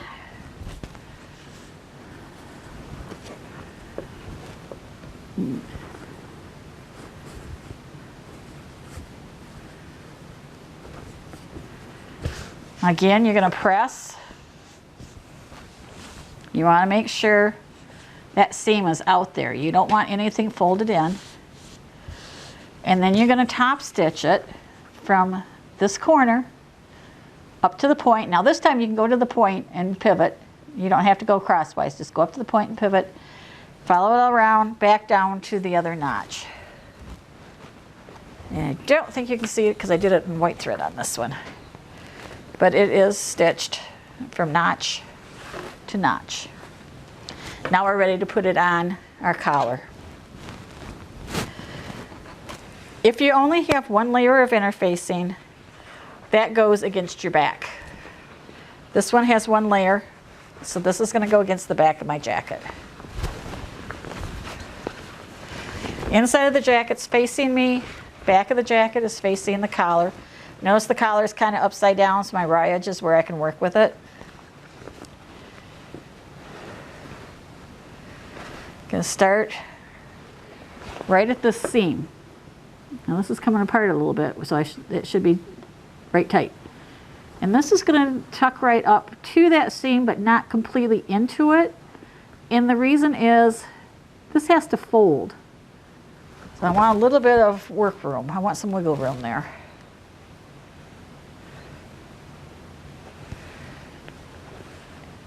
You will find instructions that tell you to start in the middle and work your way out to the edge.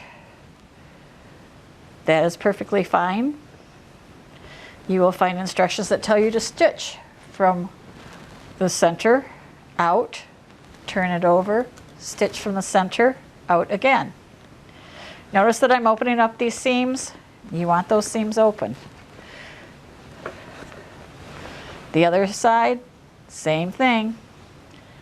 Up to but not into the corner of the sleeve. Collar.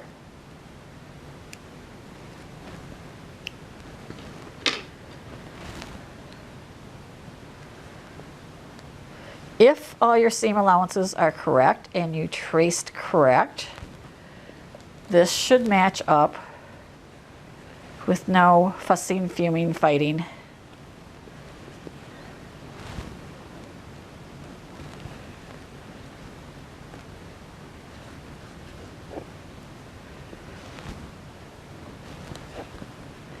Okay, we have a little bit of a bulge there. So I'm going to stretch it and hold it and pin it. Now I tried this a few seconds ago. It looked like it fit perfectly. Tried it now. It looks like it just needs a little tender loving care.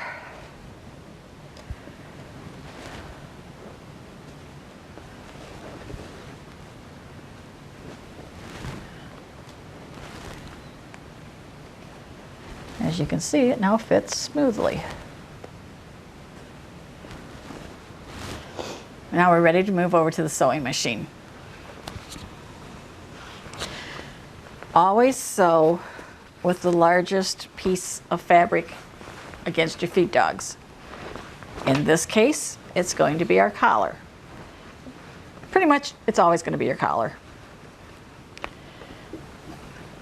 Check your instructions for the seam allowance. Sometimes they change the seam allowance here at the neck edge. That can affect what you do.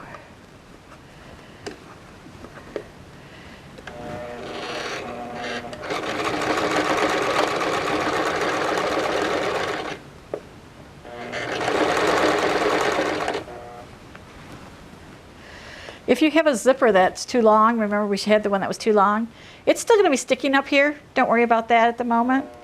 But when we get done, once we have this stitching across here, then you can go ahead and cut it. Just make sure the slider's at the bottom. There is a way to put it back on, but I'm not real successful doing it.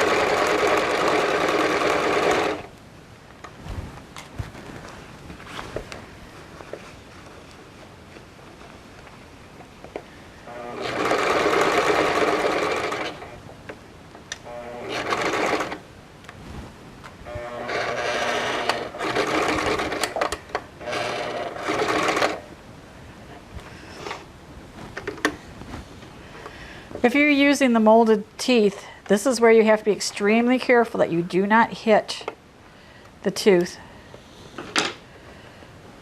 You will break a needle. Well, it appears to be partially on, fine, but we still have half of a collar to go. This is where I sit down because it takes a few minutes and it's just more comfortable.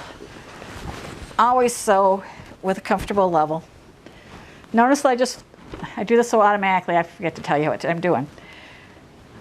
I make the jacket away from me. I put the collar finished edge towards me. Take that seam, this is the seam you just sewed, flip it up. Give it a tug so you don't have anything tucked up underneath of there. Now remember, if you had too long zippers, you can cut them off now. Just make sure your slider's down at the bottom. I don't want to have to be telling you how to put them back on because that's not fun. Not my choice if I have the option. Here I automatically start in the center just because it's easier. It gets me a little bit of control on my collar.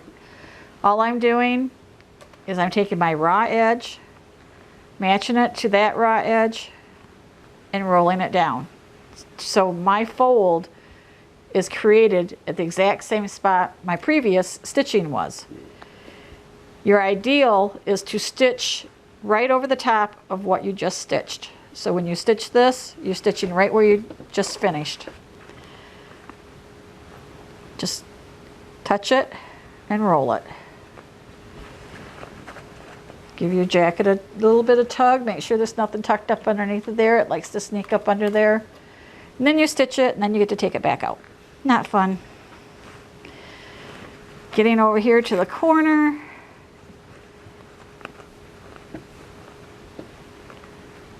Corners sometimes give people headaches. So we will try to eliminate that. Right now it's just kind of sticking out there, doing its own thing. What we want is for this to turn up in. See how my finger is going up into the collar? We want that to turn up in to that collar space. The seam should match exactly with the center front of my jacket. And if that is fine, then I'm going to come over here and stick a pin on it because I'm good.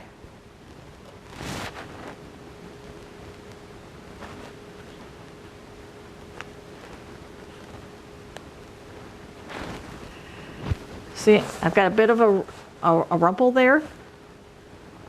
Smooth it out. All I'm doing is tucking it up inside just a little bit more so it's smooth. I'm all for smooth right here.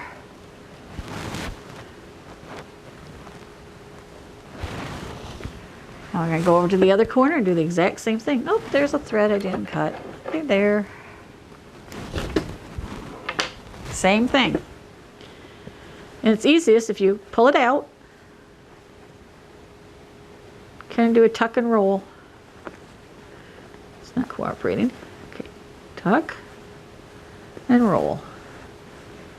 It's going to roll right over here.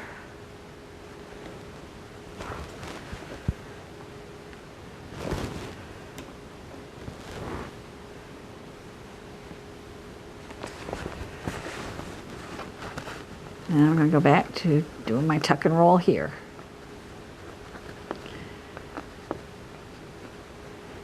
Sometimes you have to move your pins because you set one pin and now you're done a tuck and roll and you have to move it again.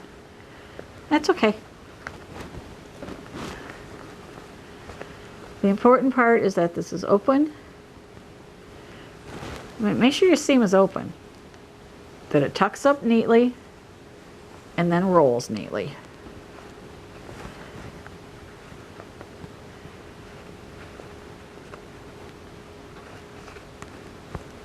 One side should not be higher than the other. The outside needs to match the inside. That's why I'm fussing with this one. It doesn't want to cooperate.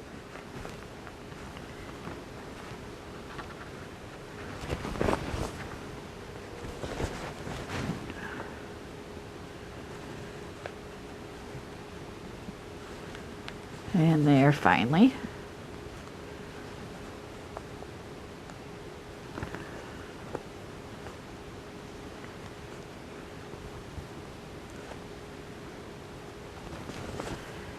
Yes, I'm fussing with this one because I'm persnickety.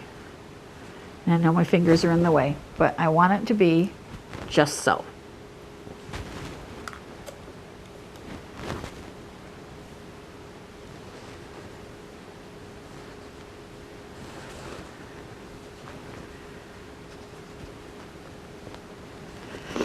This seam has got to come down smoothly. It has got to line up with this. If it doesn't, keep fussing with it, even if it means taking part of the collar off and redoing it. It must. There's no ifs, ands, or buts about that one.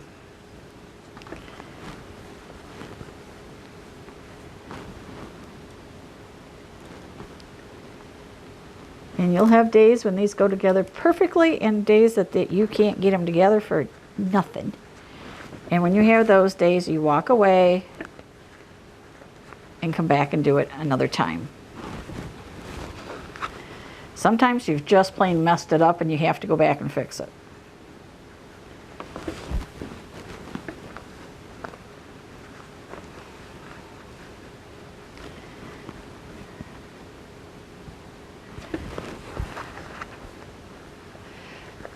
And the reason I'm lifting it up from behind is because I want to make sure I'm not collecting any of the jacket into where I'm sewing.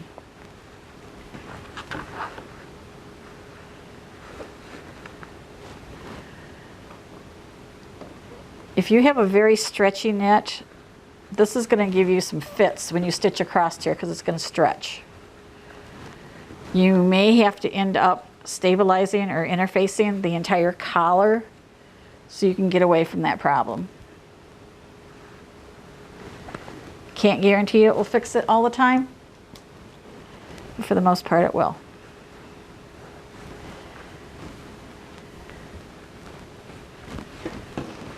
And what I'm going to do is I'm going to flip this over and kind of check it back here, make sure I didn't roll the collar this way, and that I didn't pin any of the jacket up into it. And we look good. So now I can go back to the sewing machine and I can stitch. Keeping the bulk of the jacket to your left means you're going to have it like this. You're going to put your needle here. You're going to come down to the point, pivot, go to this point, pivot, and come across. Stitch as close to this edge as you can.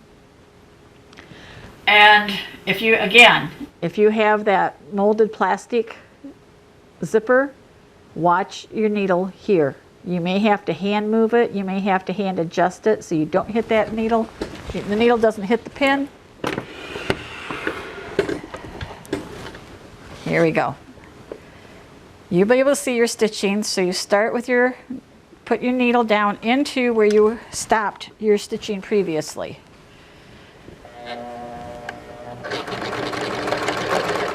Come down to that notch, needle down, foot up, pivot,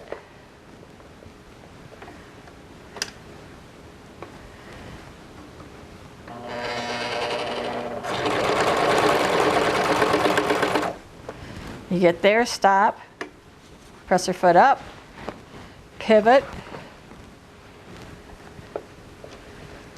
Sometimes because you are not even, see how my presser foot's down here and up here? Sometimes your machine is not going to be happy. And, excuse me, I have a bump here I'm trying to get out. You may have to hand walk it.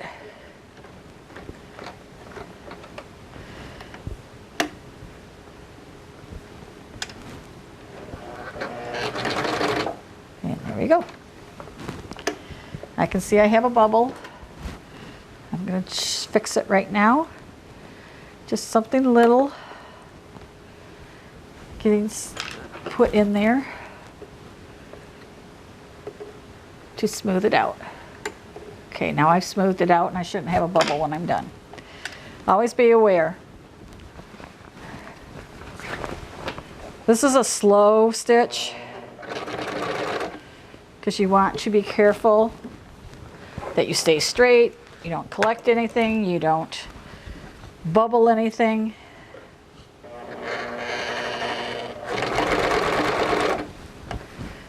If you find yourself with starting to scrunch up, lift your presser foot. Keep your foot off the pedal while you're doing that so you don't sew your finger.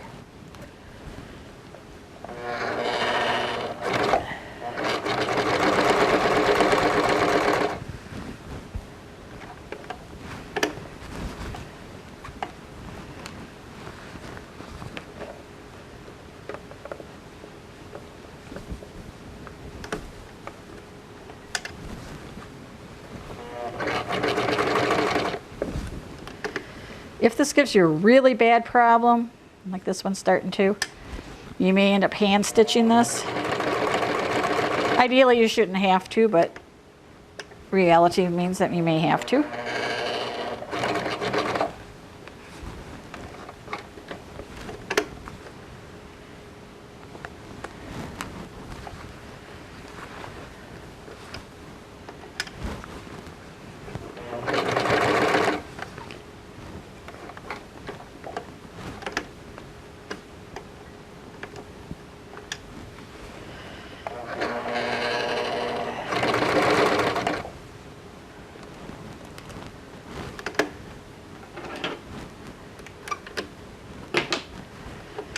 And yes, I really do have to stop like that many times sometimes.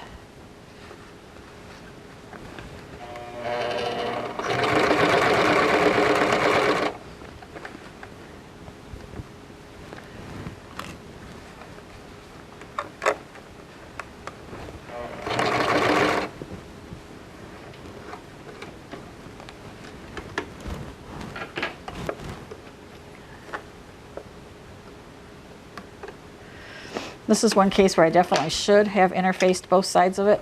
It would have saved me a lot of problem right here.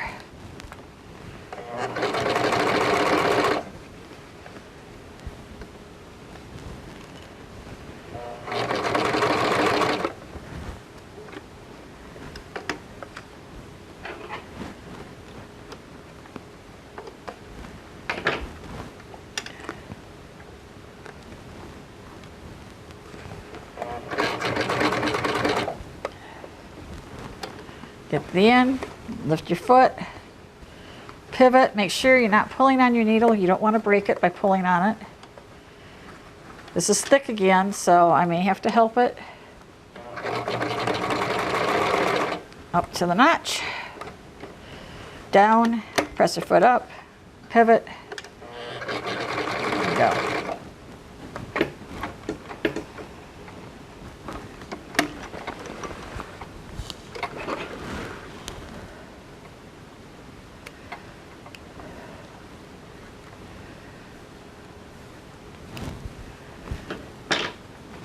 Now I purposely did that collar in white so you could see it. This is the back side. No bumps, no lumps. We're good.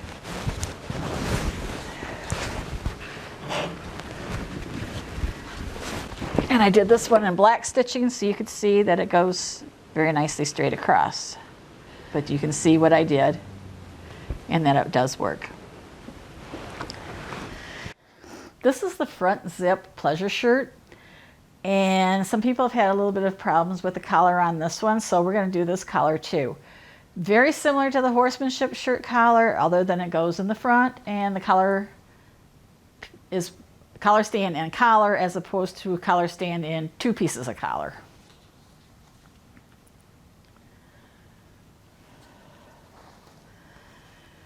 Again, starting on the inside of your garment, and I know this messes with you big time. It did me for the first 4 or 5 shirts that I did, and then all of a sudden it was like, wow, I like that. So again, You don't have to worry about center front. You only have to worry about your seam allowance between the zipper and the raw edge. Again, the zipper and the raw edge. Stitch that on. Turn it right side up. Yes, this is still the inside. And yes, this is still the inside of the shirt, but it is the fashion fabric.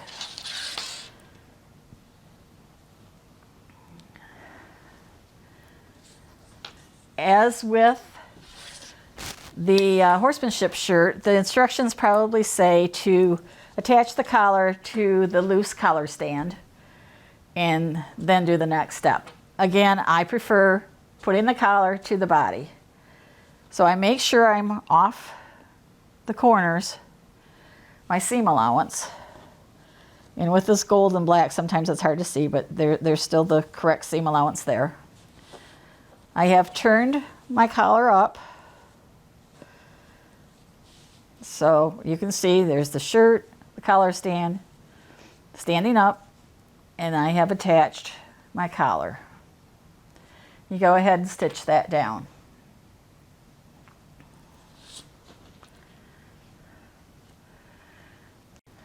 The next step is tricky but not hard, and once you get used to it, it's not such a big deal. So here we have the collar stand facing, which is what they call it now. It was the first piece we put on. You have sandwiched your collar in between. I have already stitched, but you will pin this together. And when you get ready to stitch it, you're going to pull your collar back out of the way. See how it kind of scrunches up right there? Don't worry about that. Just get it out of your way. And you're going to stitch that seam allowance right straight up here. Turn at the corner, go across, catching everything. Turn, come down, get your collar out of your way again. And stitch it. From this point, just like with the other one, if you want a nice collar, trim your edge, turn, hold, and turn. Same over here. Turn it in, and then you get a good turn.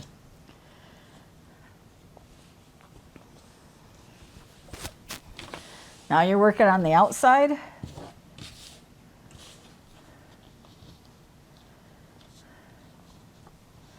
Same thing, you're working on the outside. Doesn't hurt to hit it with a little bit of steam. Fold that down.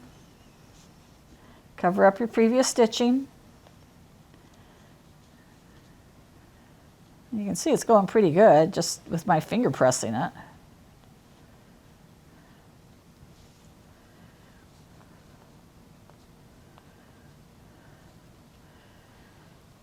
And because you've got your seam allowance there, this will turn right up and in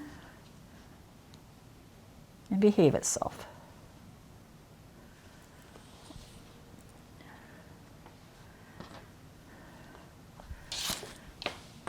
This one's not stitched, but see how I've got it pinned. This is matching up here. Got a nice finish here. Then I will top stitch this all the way around, just like we did with the other shirt. Then when you're done,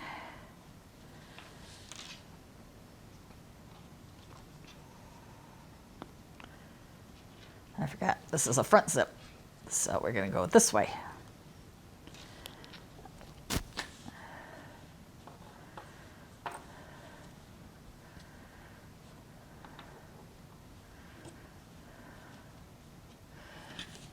Then you finish putting it together, your side fronts to the front, side backs to the back, sleeve on, stitch it down, tack your collar where you want it, and this shirt's good to go.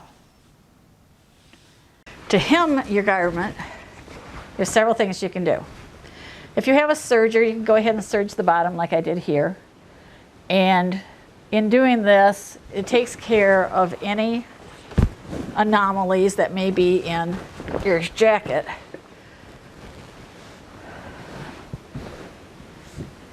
There's just this tiny spot right here that doesn't quite match up. This matches up. Let me check the front.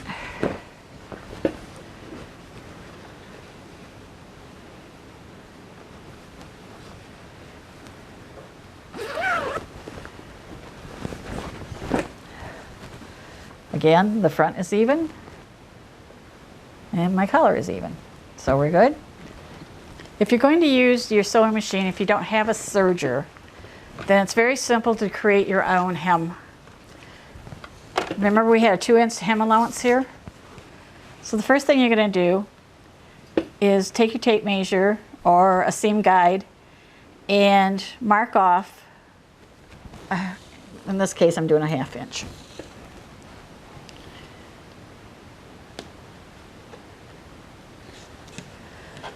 And all you're going to do is just fold this up.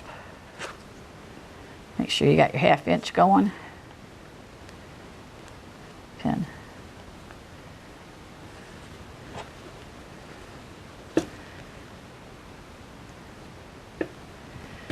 Do this all the way around your jacket.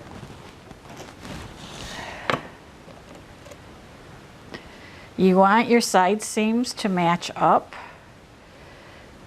If all of a sudden you're finding yourself shifting, say that you got to this one, and okay, for those that are not top stitched, remember to open them up. For those that are top stitched, you're stuck with the bulk. If you suddenly got here and found it to be off like that, more likely you would find it to be off like this. That is caused by the very bottom being wider than the part where you're folding it up to. Don't panic about that. Do your marking.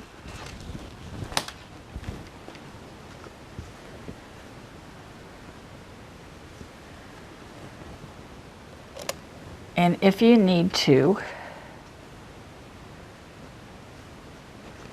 just create a small dart. Now you notice that I went up a little bit here. That's because I'm going to match to here. I could just cut this, which would probably be a good idea.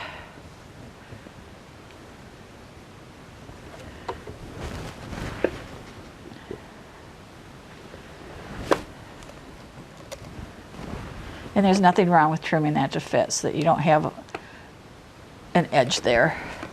And remember, that's caused just because either I slanted the scissors, I drew the line a little bit longer, I cut it a little bit tighter, many things. It's not a horrible mistake, but it's something you want to fix. Then we're just going to come over here to our machine, and if you have a machine that likes to hang up at the very edge, go past the edge to start and back up. So I'm pushing down my reverse, and I'm going to reverse. Now I'm going to go forward.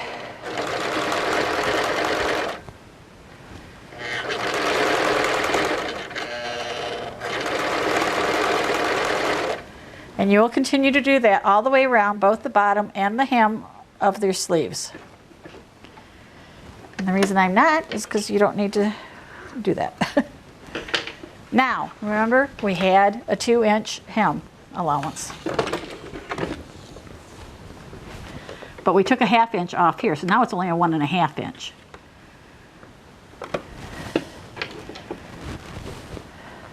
Look what I did. I left threads again.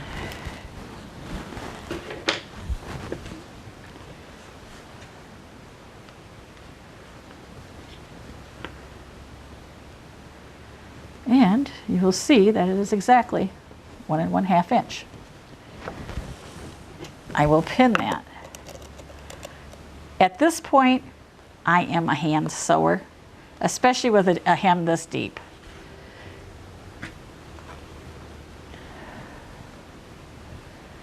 Do use a seam gauge so that you stay consistent in your depth.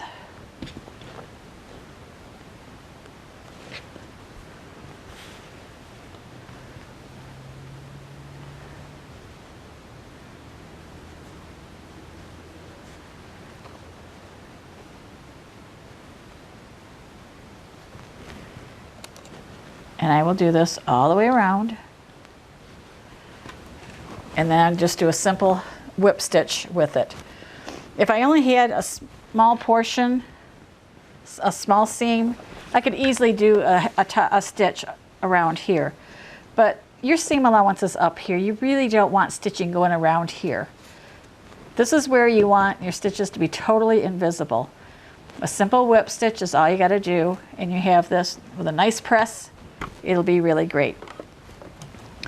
And with that, that's the basics of creating your show jacket. And I'll show you what a couple of them look like completed. This is one that was made with right straight from the pattern. And this is that buckle I was telling you about. When this person raises their arms, they're going to get a ridge across here. This is a nice weight fabric. It's not stretchy. It needs the hem on the bottom and the hem on the sleeves. One more thing you really need to do. See how these collars stick out? You don't want that. Fold them up and hand stitch them together right there. You're taking the collar, part of the collar to the part of the neckline. It'll give you a much better finish, and you'll look a lot better than being a flippy floppy.